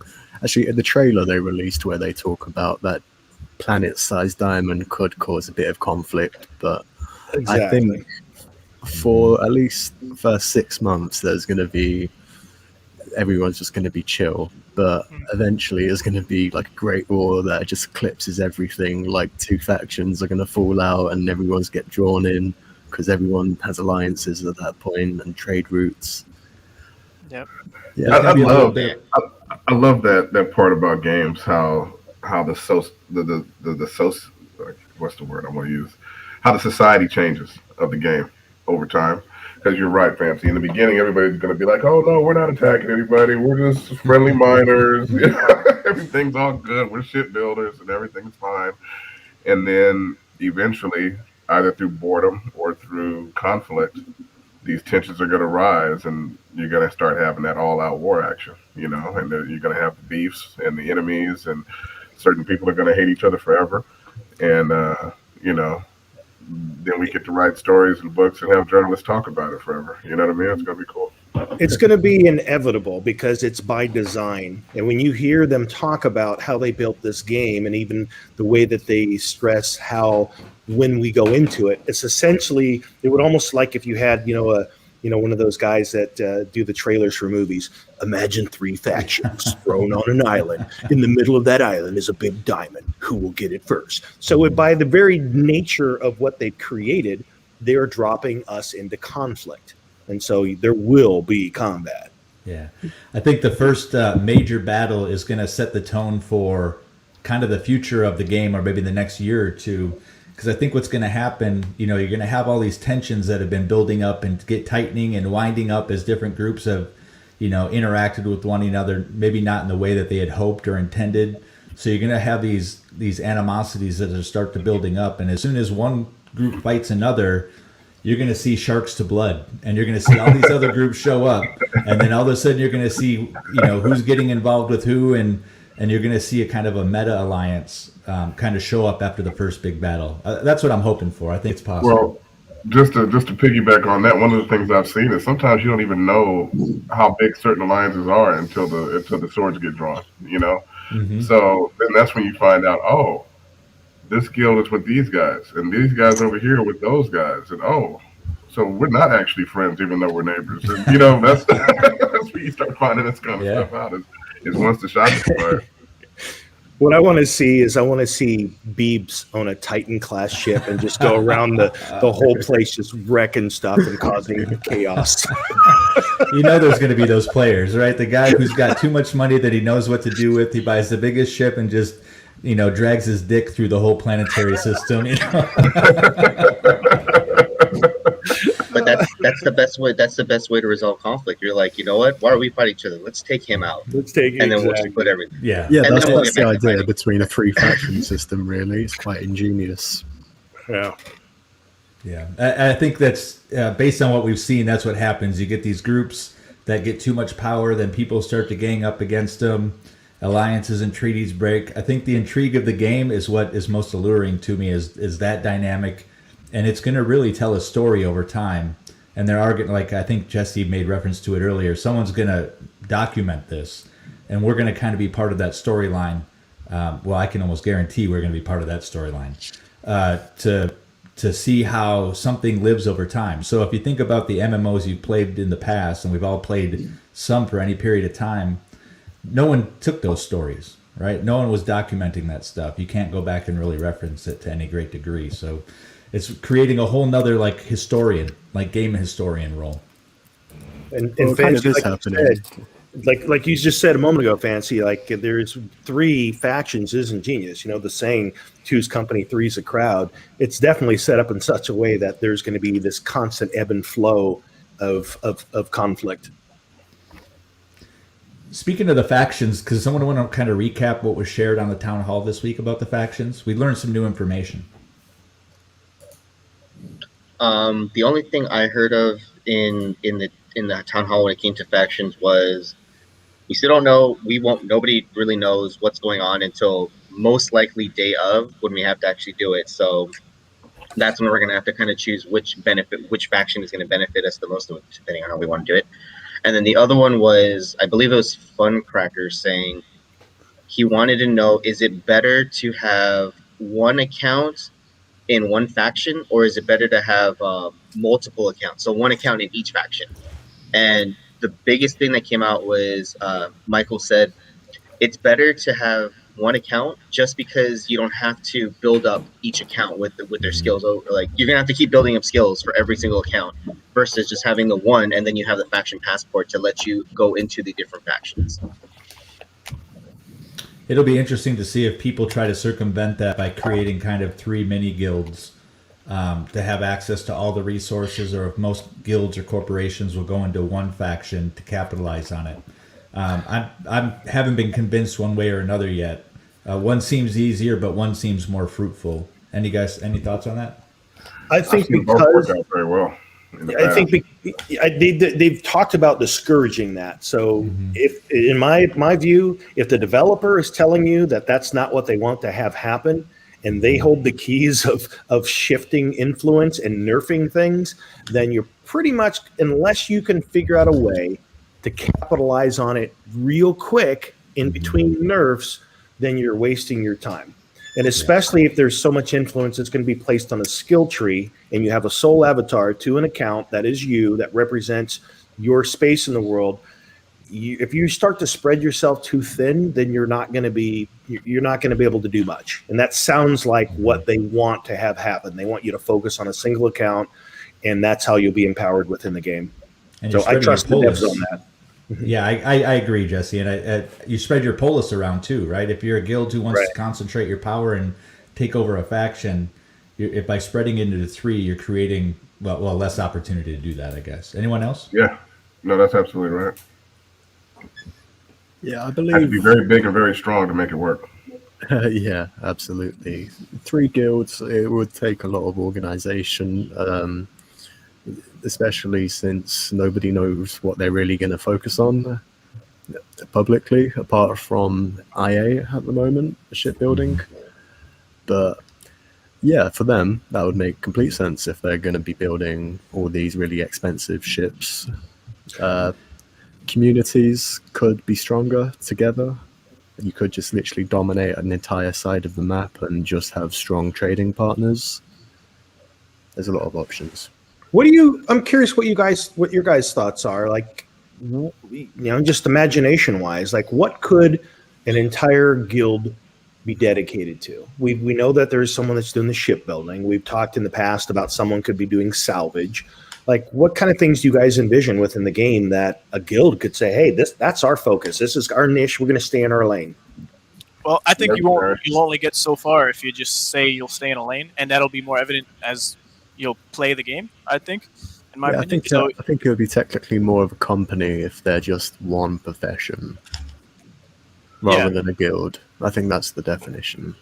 I mean, I think all the corporations or clans at the end of the day are gonna vary out to do what they got to do to get what they need, right? So you might be a strictly mercenary clan, but that doesn't mean that you're not gonna mine an asteroid if you find one. You know what I mean? I mean, it's gonna be that kind of thing. You know, some guys are gonna be shipbuilding. That doesn't mean they're not gonna be great PvPers. You know, I mean, I think there's gonna be a lot of variance there. I think they could leave that mining out in space just unprotected and get whoever comes for it. Bait. I think the top clans or corporations are going to have to do it all. You're going to have to attract every type of player who wants to do all those different roles that maybe you can't do all by yourself. But if you want to grow and you want to be competitive in the game and really extract the revenue or compound your revenue in this game, you've got to have your fingers everywhere, because that reduces costs, right? If you're going to another system to get, a resource, you're going to pay taxes there. You got to reduce your tax load and increase your exposure to all the resources without paying all the middlemen in between. So that's when you just tell them, you say, nice system you got there, be ashamed of. That's what I've always loved the what was it? I just put it on there too. Speak softly, but carry a big stick. Where we'll make alliances, we'll do a little bit of here and everything like that. But we really need to. You gotta have a fleet to back you up, because you can be the best diplomat in the world, but if some random dude comes in with a big old battleship, what are you gonna do? You're not gonna talk him down. He's just gonna blow you up. You don't care. Yeah, that's my seat. Like, make alliances. Everyone's plays nice, but make sure you can back it up with some firepower. Well, I think if we've learned anything from Eve, we've learned that space is not safe, right? So for people who think this is going to be some Star Trek universe, I just don't see that happening. Out where there's, more danger and risk, maybe in safe space.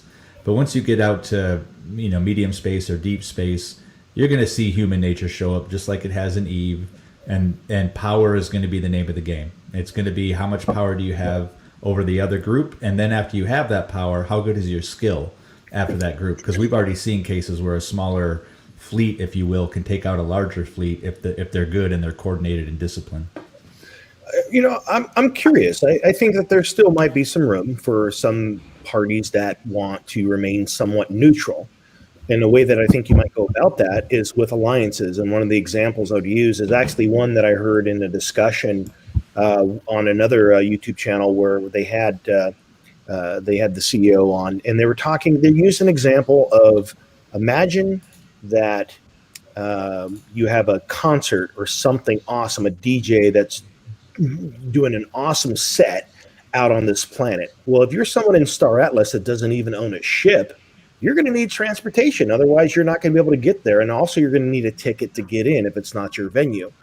So you could literally have a guild or a group or a portion of a guild that just wants to be a transportation service. Now, what is going to keep them in good standing? Well, they might have a situation where they're just the neutral party, kind of like a medic on a battlefield that has so many associations and arrangements with other guilds and groups that it's kind of like you don't want to risk and jeopardize being able to use their service by interfering. So they kind of have this neutrality thing going on, almost like, in what is the movie with where the one where they go to this hotel and it's like the hotel is like you show your token and you get in. John Wick. Yeah, these are the house rules. People don't mess with the house. So it's that kind of thing where it's kind of like it's a service and everyone's in an agreement. It's like don't mess with the service. So I mean, there could be a situation like that where someone chooses to be the pod rescue guy or the taxi that transports people, and he's not that's his lane. He stays in. I could see potential where they could create alliances where people just don't mess with them. John, I think Jesse just called it. Fancy, are you listening? We're no longer the Rome Guild that's all about getting money. We're the house. That's who we are. We're the house. Don't mess with the house. That's what we want to be. We want to be the house. We're just here to provide safety and security and a little bit of peace for everybody. As you were describing that, Jesse, I was thinking of another opportunity for somebody in the game to build a business around it, and that was, salvage people who go out during the big battles, kind of like the Red Cross, right? Everyone treats them as neutral. They pull the resources out of the battlefield, and maybe those corporations or clans pay for that service and get their assets back. Maybe there's value there. So I guess I could see the benefit of all that. I just don't see a top 5 clan just moving people around. So that's everyone knows Rome's not going to be a bus, right? I'm just messing around. Yeah, there'll be a lot of outsourcing of responsibilities and protection It's almost too much, man. I mean, I look at this stuff and I'm like, how do we coordinate all of this and be successful? There is a lot to do for a corporation to kind of master, be a master of nothing but jack of everything, or however the hell you say it. Right. There'll be a lot of growing pains for a lot of guilds. So the more organized the guild is with its different subsections of people within, you'll might have a better chance. But we have people. Go ahead. You called it their. Well, I was just gonna say you called it their manager. I mean, there's so much to do in this game. Mm-hmm. It's actually really exciting, right? To be looking at a game and being like, I'm not 100% sure and locked into a certain direction. Because there's so many directions that look profitable and exciting and fun. It's the beauty of a sandbox. Absolutely. Yeah. It's this thing where, I mean, it always draws me back to the whole esoteric side of things, where it's like this is a new phase of humanity discovering itself and testing things and watching it play out. And who knows how much of what we learn in this virtual space that we will say, hey, this needs to be applied in the real world. Yeah. Well, I'm torn right now because I want to earn, right? We're all here because we love the idea of play to earn games. And now I'm trying to decide what I want to do in the game to actually enjoy myself and do those overlap, because I know that the revenue stream is really production and mining, but I want to get out and explore. And I know there's a revenue piece from exploring as well, but I just don't see it as being as lucrative as the others. And then how do you balance your time between the two? So there's going to be a lot of like decisions you have to make to actually benefit from the game you want in the way you want to. I kind of see the exploring. They did go over that. I was going to say, Michael did go over that part with mining, where they also agree with that, where they don't want to make it tedious, where you have to apply to every system just to make sure, like, you pull your resources. If something breaks down, you pay for it.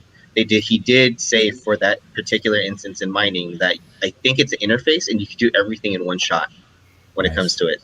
You just have to have the resources available to take care of it. So if you need a ship for someone to take resources out of a refinery, for example, you would need to have that resource or someone to be able to do that for you. But you don't have to physically be there as the owner to do it. So that would probably be beneficial for you while you're exploring. Bonafide, you were going to say something? Yeah, I was just going to say that I see exploring kind of like, the early United States West, when everybody was out there looking for gold, I mean, some people are going to hit it real big, and that's going to inspire a whole lot of explorers who are going to be broke, so. Another thing that came up in the town hall was Michael really covered using the game to transfer value to people who play the game, similar to the scholarship component in Axie. He talked about that again. And so I know they have an eye on it, and I know that we have some people even within Rome who are buying some pretty big ships that are going to need a crew. So I think we're going to start to see also within the different guilds how the scholarships line up, because it's one thing to have an NPC crew, but if you can actually build a crew through payment that play the game for you, and that creates efficiencies or combat multipliers, you're really going to see how that value transfers through the game again. But then how do those combat ships create their own value? Is it through salvage, or are they being funded by a clan? There's just so much we don't know yet. Right. And the maintenance, I mean, like when you look at a mission, like how much maintenance is associated with going out, whether you discover anything or not. Yeah, I don't know if you've been paying attention to our Nomad chat, but Monty has already identified his janitors. He's clearly identified his janitors within the chat, and they have an ongoing thing right now. So he's picking his people ahead of the game. Awesome. Oh, right there. See, there you go. Pre-wish. You need good janitors to make sure your ship is clean. You say you need good janitors. Me. Yeah. The ultimate cover. I'm just a janitor.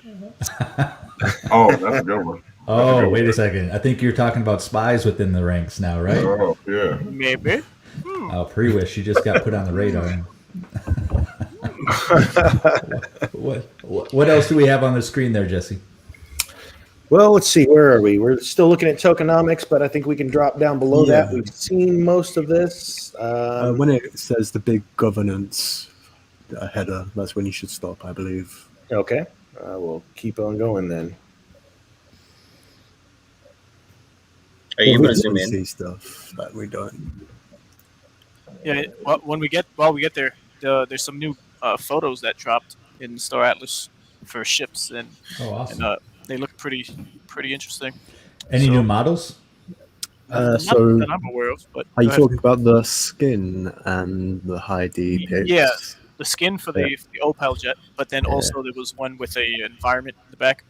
I forget. Oh, the OPOD, the Visas OPOD. Oh yeah, that was good with like the orange under trim. Oh, that's a I'm not gorgeous sure if we ship. have that ready to pull up. I remember reading something you mentioned also, Fancy, that it would be great if there was a different type of ship, not just a skin. So maybe some addition to the ship itself, that it wouldn't just look like every other ship because it was the Armstrong. Yeah, like the 5 ships. I think Like that's the more. rainbow. The 5 ships in the tier system. I think it'd be quite cool if, like, I know the skins are already exclusive, but like the actual ships, if like they were recognizable from a Right. distance, like you could recognize a Visa Sopod or what is it, an Opal Jet or an Opal Jet. All of these, because in the few years these are going to be quite rare. So if there's like a million just normal ones without the skin, it's not going to be as flashy, in my opinion. Right. Yeah. Or even the visually when they get to the final game, as you upgrade your craft and add components to it, do those show up on the craft? And you know, if I think about that T-Series Firefly, you had that group, the Reavers, right, who decorated their ships with dead bodies. Will you be able to decorate your ships, not necessarily with dead bodies to run, but will you be able to decorate your ships on the outside so you know when this fleet arrives, it's Rome, right? I mean, I think there's something there. No heads on With stakes. the dead body. Yeah. Yeah, the dead bodies was, you had me there. Yeah, Halloween's coming up. Nobody remembers the Reavers from Firefly? Yeah. Oh, yeah. I love that show. It was a Yeah, good show. It awesome. ended too soon. Way too soon. It's probably one of the best. So it seems like from a shipbuilding perspective, I heard somewhere along the line it is they have a handful of different shipbuilders, and there was something like 125 or 120 planned ships.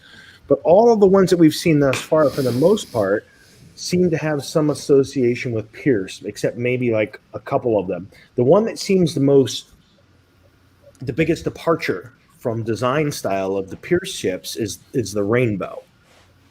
And that's the one that almost looks like, and when we've seen, like, only picture I could find is like this one here internally, where it's like silky smooth on the outside it's all rounded edges, and same on the inside. But I don't know who the builder is or like what faction this is related to. Does anyone have any of the lore on that one, since it seems to be the most different ship? I think that was an Oni ship. I don't remember which race though, but if I recall correctly, that lived within the Oni sphere of faction, if you will. Yeah, and Pierce really gives me the human vibe, to be honest. I can't remember. It might be called the Ogrika Tripod or something like that. That the sounds tier right. 4, tier 5 is that looks very, very alien. It's cool though.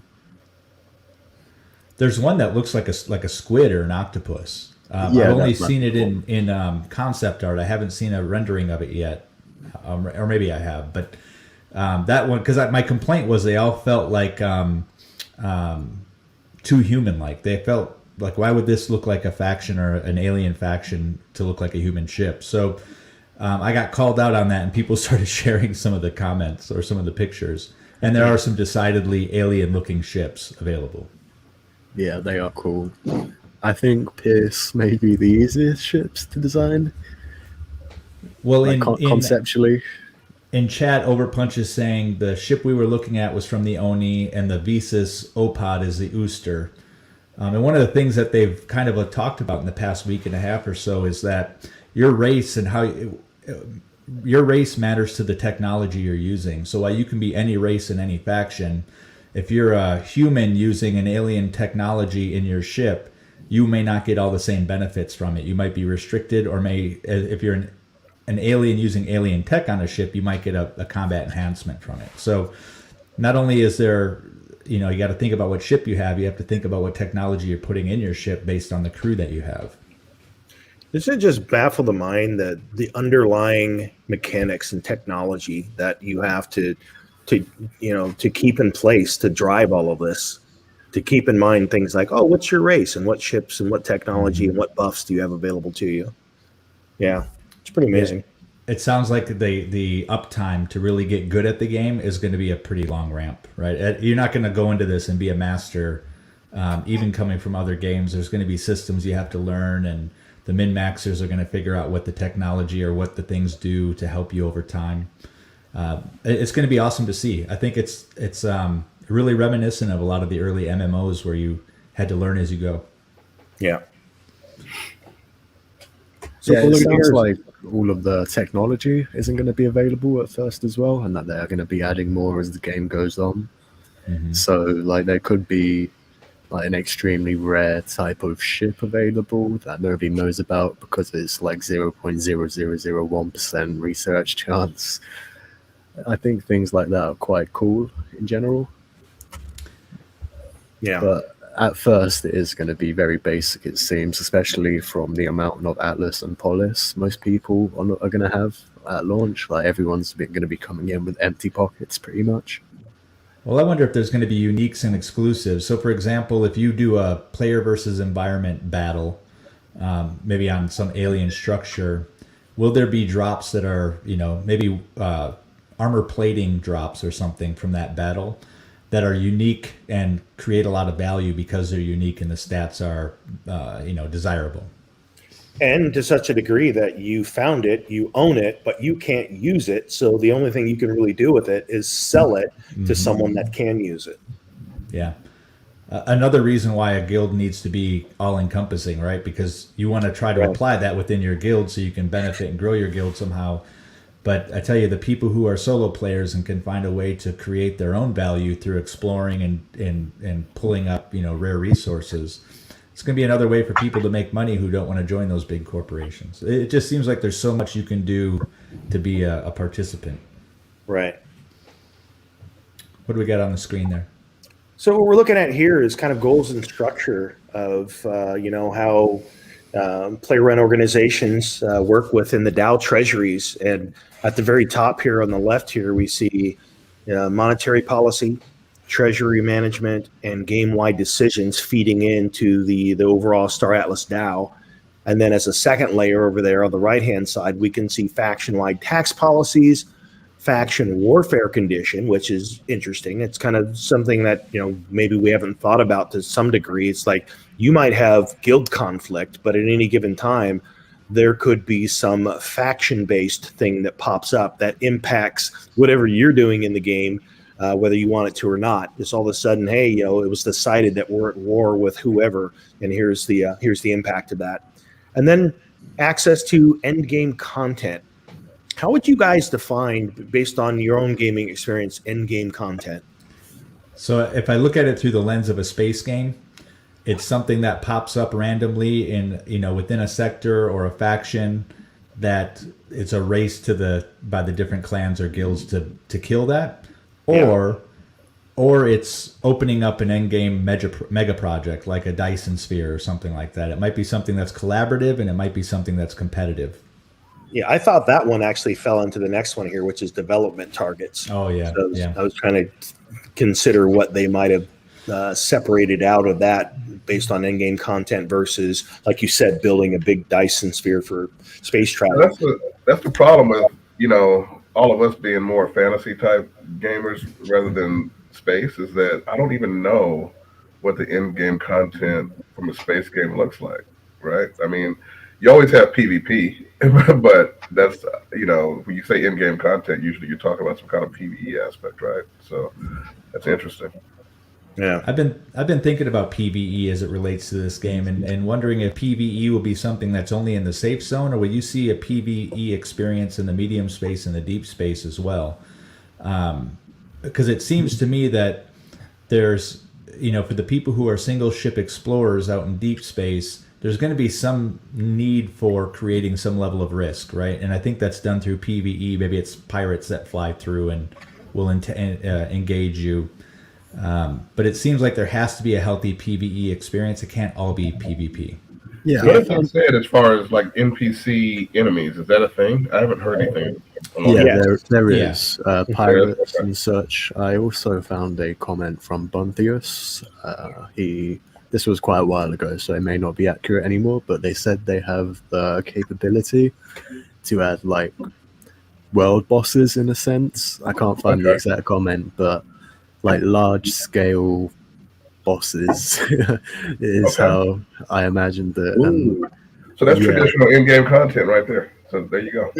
Yeah, I was gonna say I'll try also, to find that. even like the Golden Army for what is it?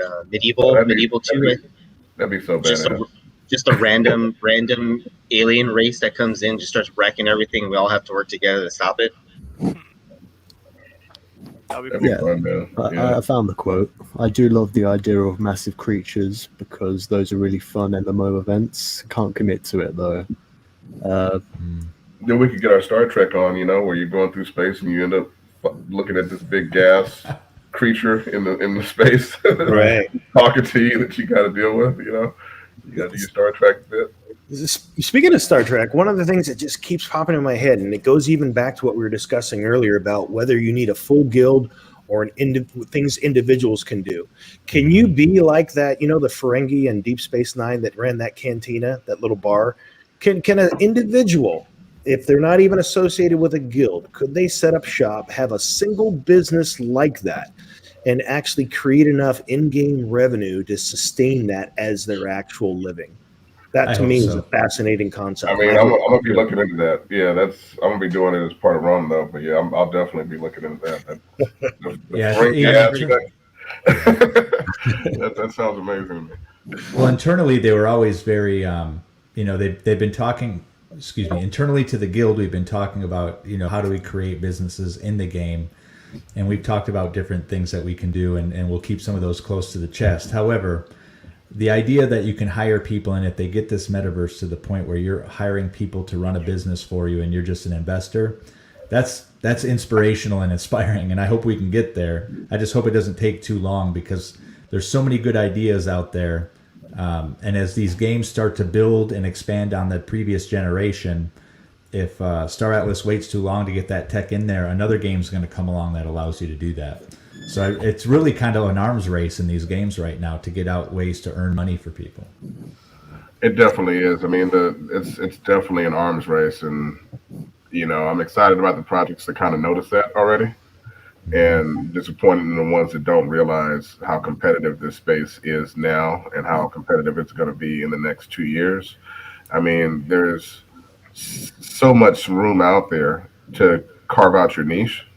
But it's going to get very competitive. If it takes you 2 years to get there, there's somebody else that's going to be there around the same time. So yeah, there is certainly companies who have tried to carve out their market share before they have their ideas set in stone.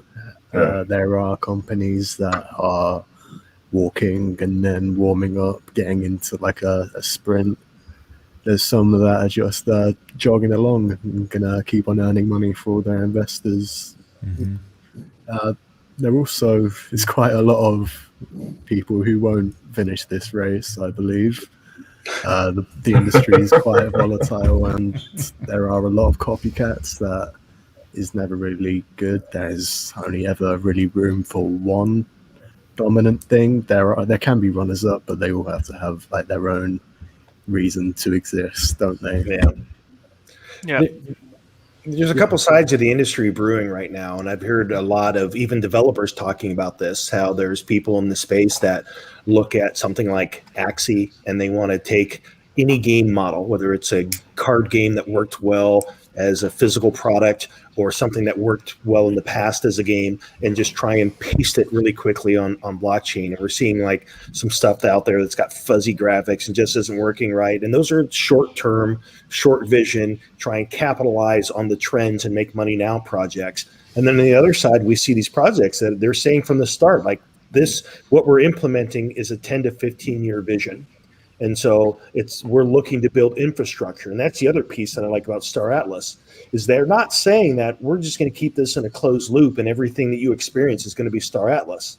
They literally want to pave the way and be able to plug in other things and other projects to have them work within. So that to me really shows their commitment to the landscape and creating something that really truly becomes the metaverse in the way that we kind of envision it when we think of things like Ready Player One.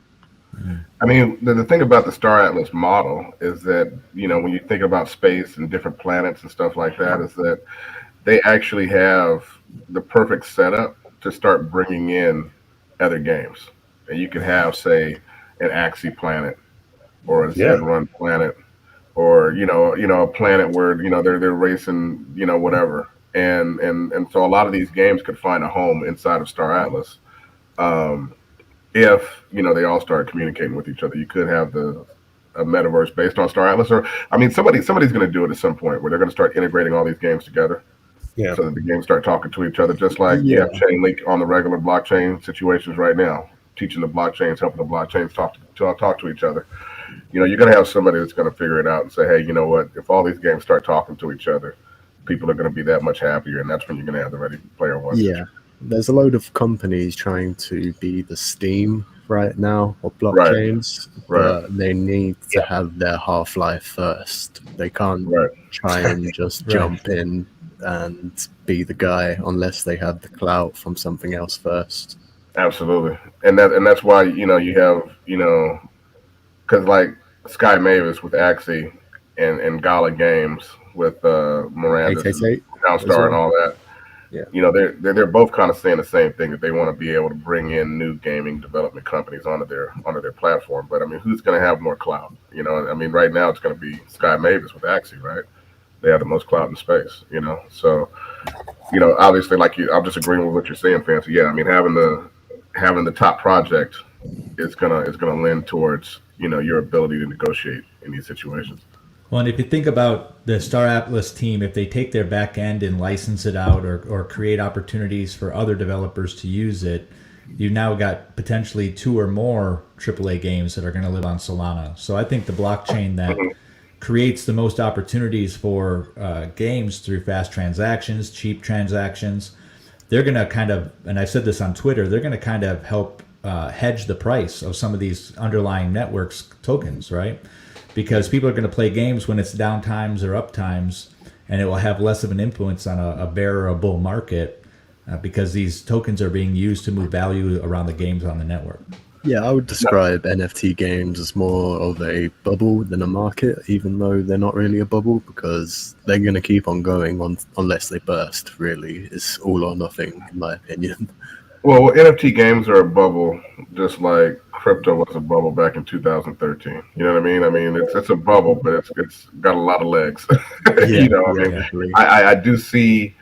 Obviously, you're going to have a boom bust cycle. What I'm curious about, though, is looking at Axie in the past market. They did very well when Bitcoin kind of flattened out, right? And everybody was kind of thinking it was going to go bearish, and so.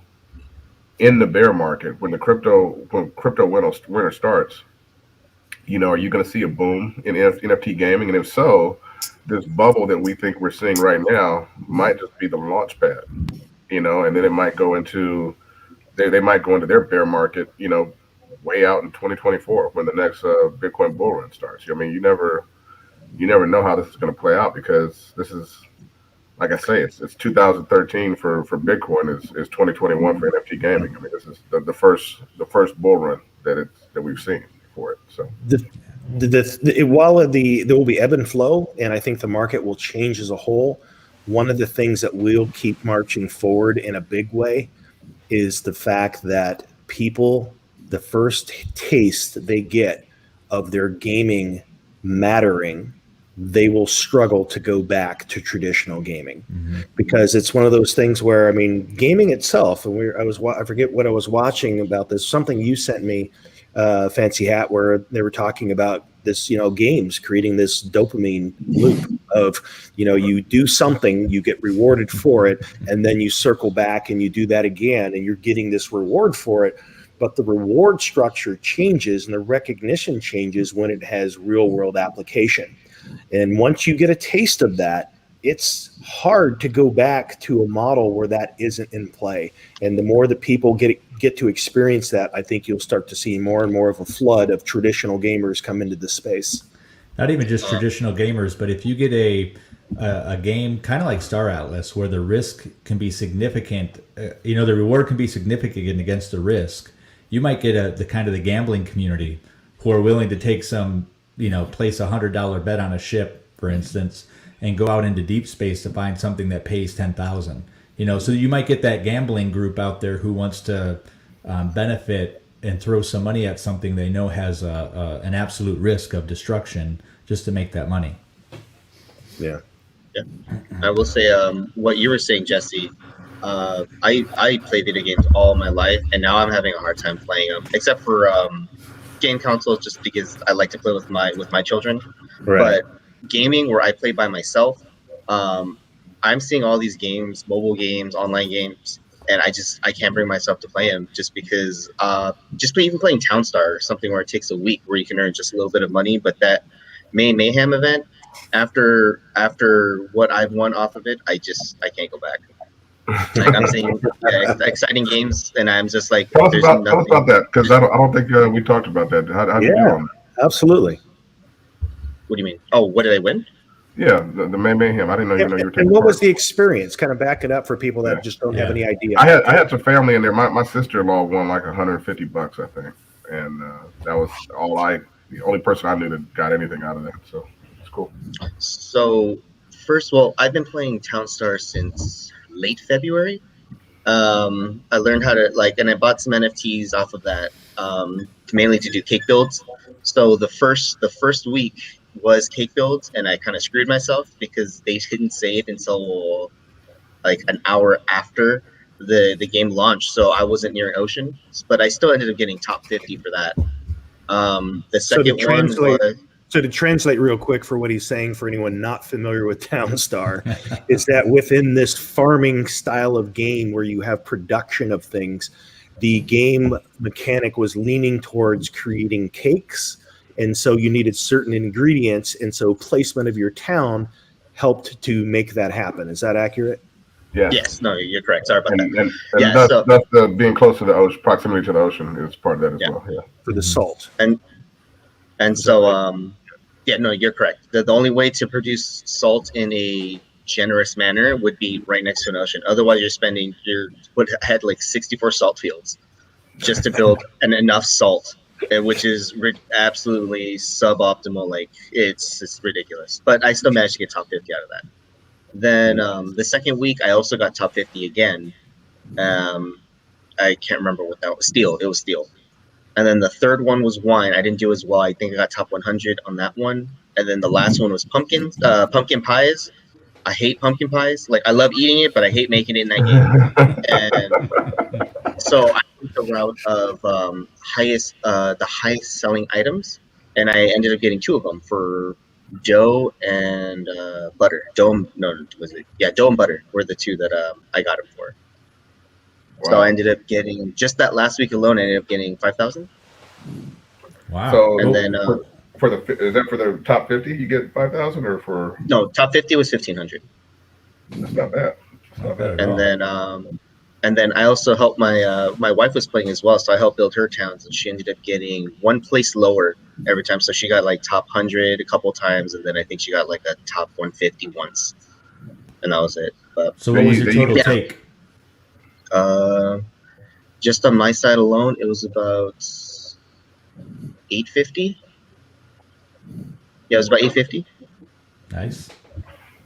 Were you working with a team or by yourself? I was working by myself. That one was solo towns only for that one.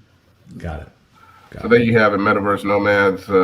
Even amongst our own crew, we got cats just sitting out there quietly playing to earn, making millions. Various games all the time. I love it. Nice. Hey, so do we want to talk now a bit about Miranda's? Do we finish up the Star Atlas stuff, or are we moving off? I'm not sure how much further there is. There a lot? Let's see where we're at. We're on page 30 of 38. I don't exactly know what goes on from here, but we're 10 minutes towards the top of the hour. Okay. And I think because this is an economic paper, it probably stays pretty darn economic at this point. Yeah, we went over the paper. Yeah. Yeah. Yeah, let's move on to Miranda's. All right. So there was a little bit of a Twitter back and forth this week with Gala. And one of the things that I've always been pretty vocal about, and we all have our own opinions on Gala, and they're not all the same for those watching. Sometimes we have a spectrum of beliefs around Gala here. And one of my biggest critiques of Gala is that they haven't been transparent. And I responded back to that on Twitter. I said something in response to somebody about them not being transparent, and Bitbender jumped in from Gala Games and felt that they had been very transparent, and that elicited a little bit of a response from some of us, because I think many of us disagree with that assertion. It's a bold move, Cotton. Yeah. However, I said, "Are you sure you want to do this on Twitter?" And we did, and we got more information from that Twitter exchange than we have from some previous AMAs. So, what are you guys' thoughts? That shocked me. Is on Twitter, off of the top of the crown, we get more information than we have. Hitting the Discords and the AMAs for months, right? So, he admitted that Miranda's isn't as far along as they would hope, right? Mm-hmm. And I mean, that's fine, right? Just say that. Yeah, we know that, but just say that so we can believe what you say, as opposed to telling us that it's all rainbows and unicorns when it's not. Just let us know what's going on. And as usual,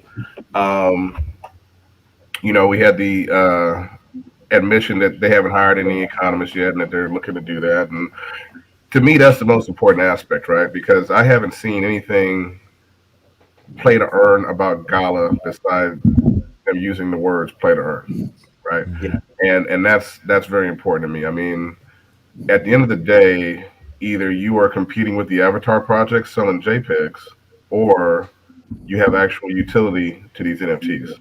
You know what I mean? How do these NFTs earn in game? And they don't know that because they don't have any economists, and they haven't built any kind of economic structures in their games yet. They don't have the Axie gameplay loop that's creating profit. They don't have anything like that set up or even idealized yet. And that's fine. Just say that and be more respectful when you're selling these NFTs, as opposed to acting like they're all cash cows when you have no idea how they're going to earn. Yeah. So I mean, yeah, I'd like to share a few thoughts on that, and I'm going to add a disclaimer. And the disclaimer here is that the Metaverse Nomads as a group do not necessarily share my particular viewpoints. And sometimes I tend to come at things a bit critical, and I do have some critical things to say that did actually come out even in this Twitter exchange. Here it goes. And yeah, kind of here it goes. So I'm going to share what I really think has happened over at Gala. And again, this is just my 100% speculation. I genuinely believe that the development of Townstar was their project out the gate to show that, hey, look, we can build stuff. I believe that the nodes is their long-term project, building this decentralized network, and it also was a part cap raise. But the biggest cap raise was Miranda's, because they knew it was the lowest hanging fruit to gather the fantasy MMO group that wanted to have play to earn. And so they basically allowed us to create it in our own minds while we spent tens of millions of dollars on NFTs, to which they did not even really start this project. They're just now starting it. So if you tell a group of people that are purchasing things from you that you're not telling them what the utility is, but yet you tell them there's going to be a playable alpha by end of year. However, you didn't even start hiring the team to create this until Q3 of that year. There's a problem there. And the reason that on all these past AMAs that I believe anyway, that McCarthy and the rest of the Gala team have been ducking and dodging answering questions is because they don't have answers. They're in the same idea phase that we are here when we theory craft about what Miranda's can be. In fact, I'd go as far as to say that we probably theory craft on a greater level about Miranda's than they probably do, based on the way they answer the questions that we have to ask. There was a list, a 3-page document with 45 questions that we gave them back in the early part of July. And they never answered that. And one of the things that came up on this Twitter exchange is that the CMO, Jason Brink, who is also now the VP of growth, but he's also the president of blockchain. It's like, I don't know how many hats the guy wears now. So he does have a nice hat, though. He does have a nice hat. And dude, as many critiques as I have, your beard is rocking. I love your beard. But at the end of the day, my concern is not just the absence of transparency. It's the presence of spin, saying things that people want to hear that can't be backed up. There's been no mention of the fact that Mirandus is behind, except for that tweet. That's the first honest expression of like, look, guys, we are behind. Why does the community not know that? And why is there no open dialogue about where Mirandus is? You're starting to see a theme in the industry where it's like, hey, we do want to engage the community. Well, Gala Games, it's time for you to step up and do that since you've been suggesting it all along. And I'll rest on that. No, and you know what? Just right quick, I just wanted to say that, and I said this back channels with you guys. I feel like that was information and honesty and openness that should have came out in an AMA or a Medium post and not on Twitter. You know what I mean? Like, because if they could have got ahead of that better, and protected themselves better and looked a lot better than it just kind of slipping out on Twitter like that. And Jesse, I think that was amazingly restrained and fair. I don't think that was hypercritical at all. I think everything you said was appropriate. And I think that we all got into the hype of the game and got really passionate about the game, and with the expectation that they were just as far along as we thought they were. And the idea that they're as far back as they are, we know just through understanding of the industry how many people should be working on a AAA game for it to be successful and meet certain timelines, and they're not there yet. They've also, they've got a couple different games that they're working on. One thing that I think is important to state is that a number of their games are being handled by third-party developers, so they may not need as much dev activity on other games that they're promoting. That said, the size of their Mirandus team is way too small to have the timelines that we're hoping to see. I really don't believe we see that game launch until 2023. I believe that's the model. I believe that as a company, Gala sees themselves as creating an infrastructure to which they can attract game developers, third-party developers, to create their game, bring it to Gala, partner with them, put it on their decentralized platform. Gala takes a cut, the third-party company takes a cut. The third-party company doesn't really have to understand blockchain. That's why they're coming to Gala. And that's what I believe that Gala as a whole is built. And I believe that Mirandus was the capital raise to make that happen. Mm-hmm. The problem I see is that, once again, the play-to-earn aspect, right? Because they're bringing these guys in, and they're basically just a new avatar project from what I'm seeing. With all the games, I'm not seeing anything. I mean, with Townstar, you got the prize pool bit. But with all the games, I'm basically saying, hey, you buy these NFTs and they're going to be rare and they're going to go up in value through rarity or whatever. I'm not saying, hey, you play the game and you earn this token. And, I'm not seeing actual play to earn economics in any of these games or even thought out. And so I'm excited to hear that they are actually actively looking to hire economists, and hopefully they go ahead and make that happen quickly. And start building actual play to earn economics into these games very quickly, because that is the space, right? That's the competition. Axie's doing as well as it is because of scholarships and actually people being able to earn a living in third world countries. That's why it's so dominant. That's what you're competing with, So act like it. Act like you know what's going on in the space and start building these things into your projects so that you can actually be competitive and not get left behind. Because at the end of the day, I think we've talked about that a couple times tonight or today.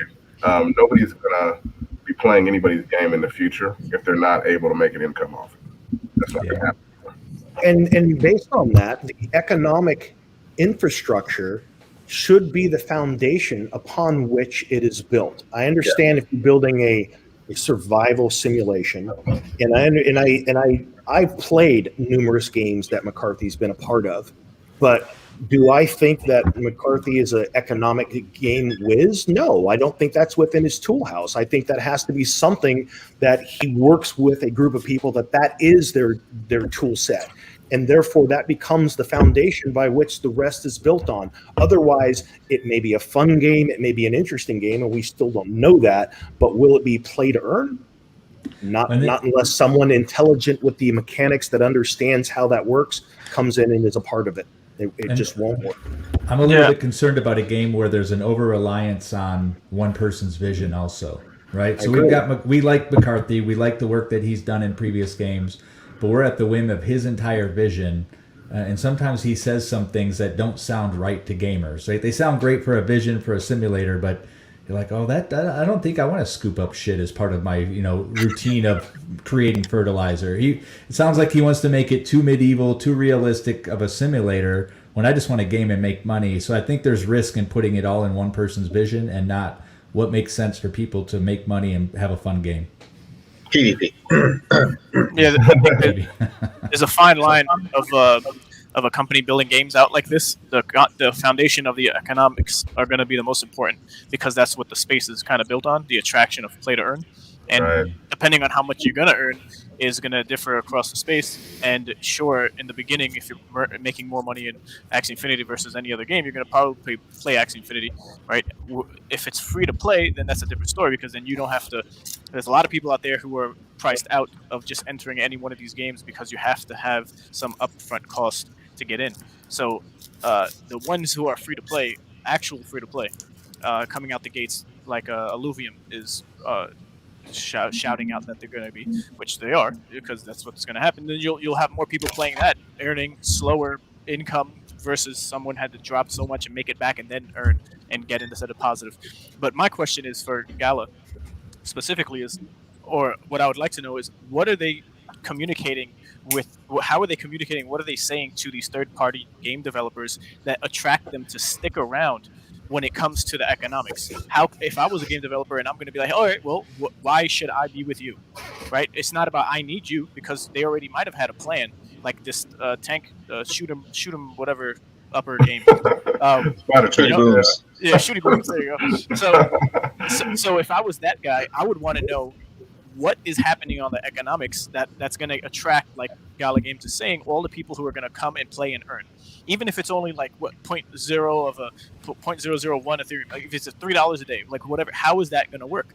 I'm not just going to blindly take my project of years or months of hard work and just put it in and sign a contract over. So maybe I'm not the most knowledgeable on these types of things, which I'm not, but if the community overall is not as confident because they're not giving us any information to stick around for the long haul and support them financially because this is an investment, right? That means they already got what they needed from us, more or less, and now they're moving on to bigger and greater wallets and eyes and brains of the space to keep the train moving, I guess, in a sense. That's what worries me the most, Ray, is that, like, for instance, with spider tanks, is that what if the whole deal is just, hey, we're going to NFT a bunch of your spider tanks and get you a nice package off it. You know what I mean? Because at that point, they've already got their money, right? And that's what worries me the most, because when they were selling the chickens and all that, I was hearing a whole lot of excitement about selling the chickens, but I wasn't hearing a whole lot of excitement about what the players who bought the chickens were going to earn. Yeah. And that's the perspective that I want to see. That's what I like about the Star Atlas team. That's what I like about the coin, whatever that the game I just introduced was, team. All the games I like and all the games I'm really interested in, they have dev teams that are interested in their players earning. And that's what's key. And when I originally fell in love with Gala, it was because of Bitbender talking about how, he was basically describing the Axie model. He was saying, hey, we want people in third world countries to be able to earn a moderate income off of playing our games. But I haven't seen anything like that in their actual structure. I just heard the words from Bitbender back in the day. And now when Eric Schumacher talks, I don't hear nothing like that.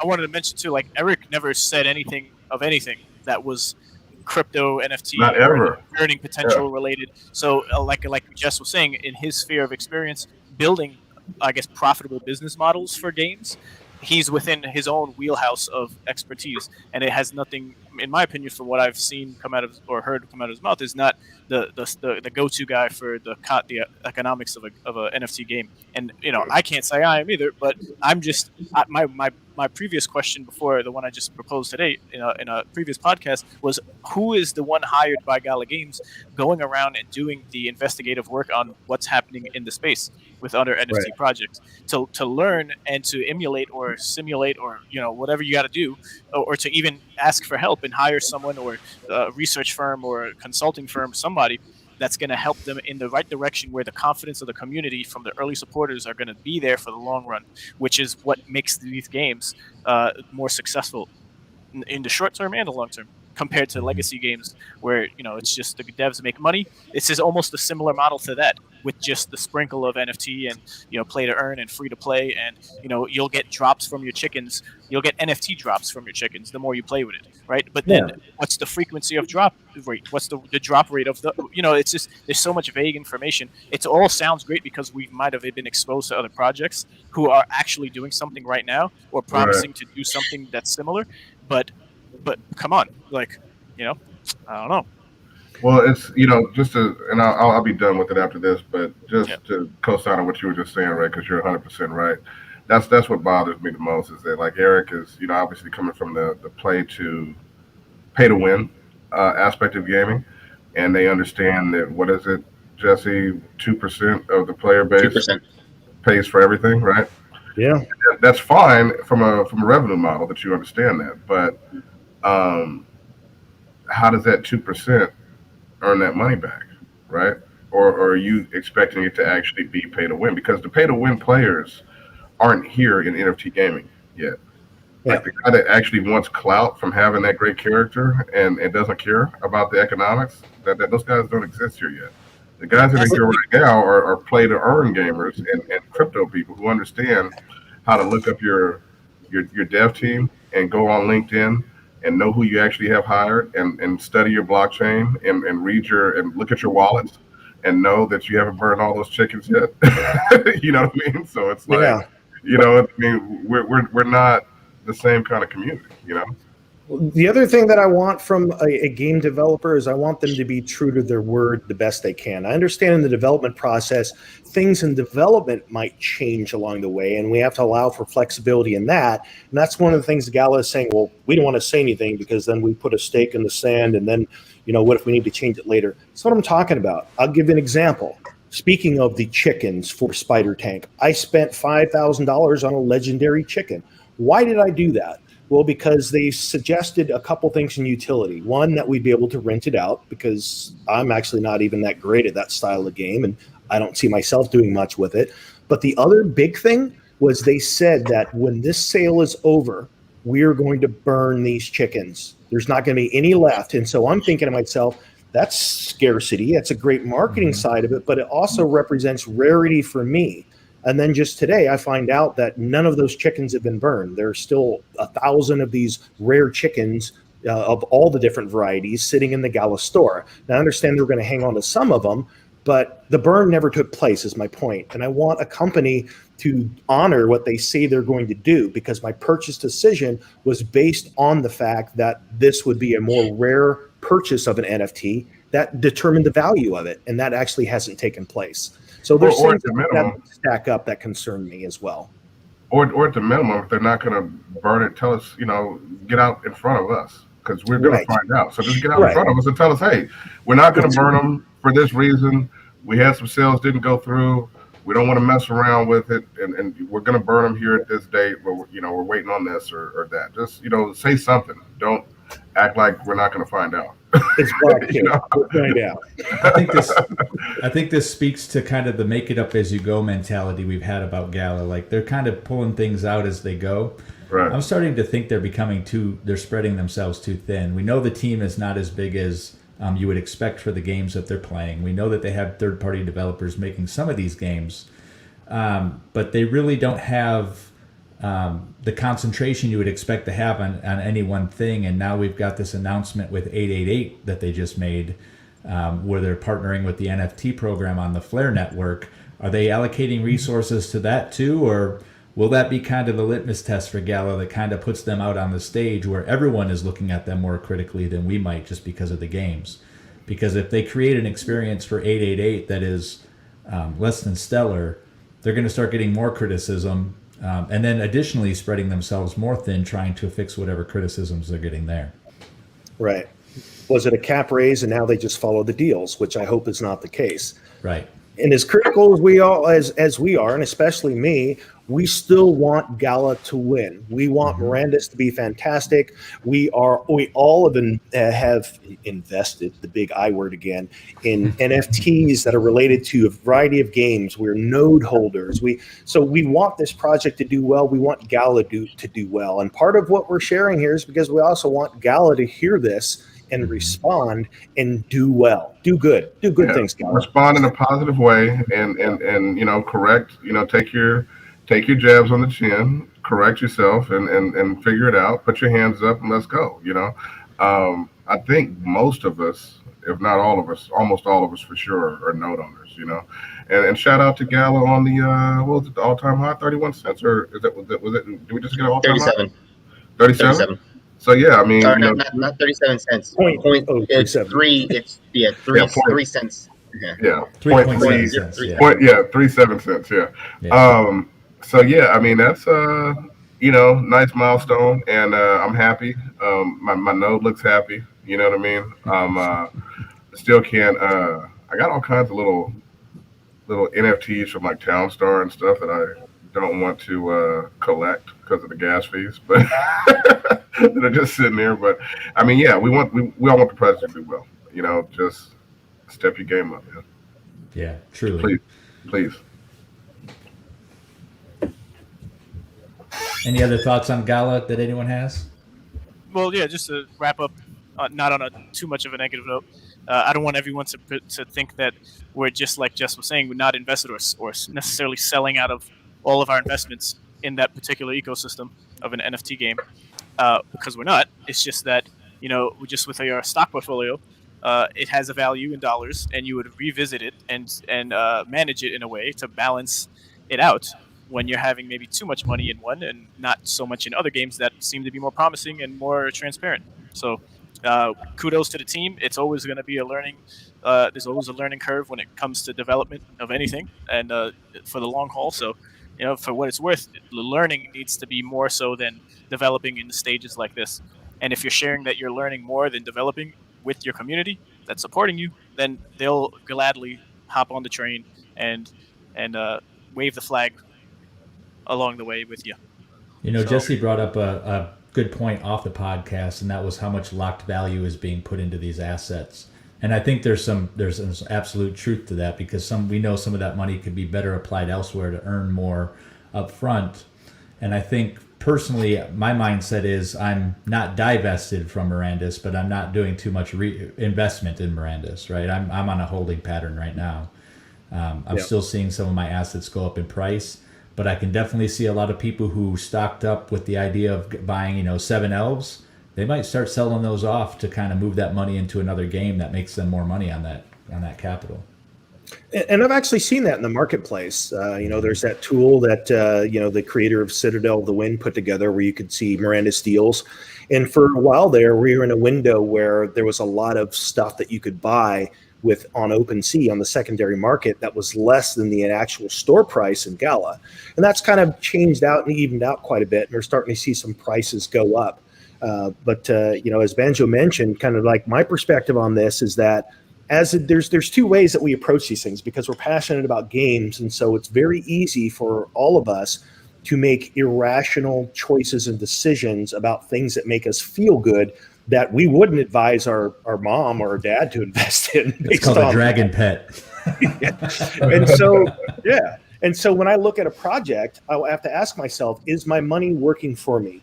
And so obviously one of the ways it can work for you within Mirandus, being that it's a project that is still pretty far out, is the NFTs. Yes, you can flip them and on the secondary market make some money. But then also the question becomes is how far off are you to actual gameplay? And that's a concern. And clearly I'm in Amsterdam and I have and they're past now. But coming for your gala games. Game sirens going by. So that for me is the consideration. And so while I still love the idea of the project, the question becomes, in this fast-paced moving world of blockchain games, where is your money going to be the most functional and not be just lazily sitting there? And so that's why it's nice of Gallows to say, hey, look, our project's a little bit delayed. Of course, it's not good for them, because then, of course, the NFTs don't sell as well and that sort of thing. But it's being honest with your community, and your community will have more respect for you and show up when you're ready. Mm-hmm. Yeah. Are we ready to close up, guys? We're at the 2:15 mark. We are. So you know what I would like to add is, I'd love to hear from you guys that watch this in the comments, whether you're watching this live or not, or you're going to watch the replay later. We right now, as a collective of Metaverse Nomads, we're really starting to kind of keep our ears to the ground and even take a 50,000-foot view of what's happening in the whole blockchain gaming space. Hence our rebrand from the Miranda's Gentry and then the Gentry to Metaverse Nomads, is that we really love what the whole space is creating. And there's new projects that surface, and you'll hear more about some of those. But we'd like to hear from you. It's like, are you more focused on a particular game? Do you like the idea of us talking about a wider breadth of games that are about, in the space, that are weird, that show up on our radar? What would you guys like to hear from us? We know what we enjoy talking about, but we'd also like to hear feedback from you on what you enjoy hearing. Yeah, 100%. That's the big question right there. Because I mean, we were talking about it back channels, but we'd love to hear from the community. You know, more games, less games. What do you guys think?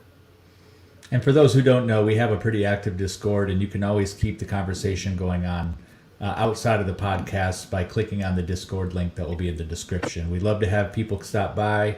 The channel's growing bigger day by day, which is people who are interested in the games.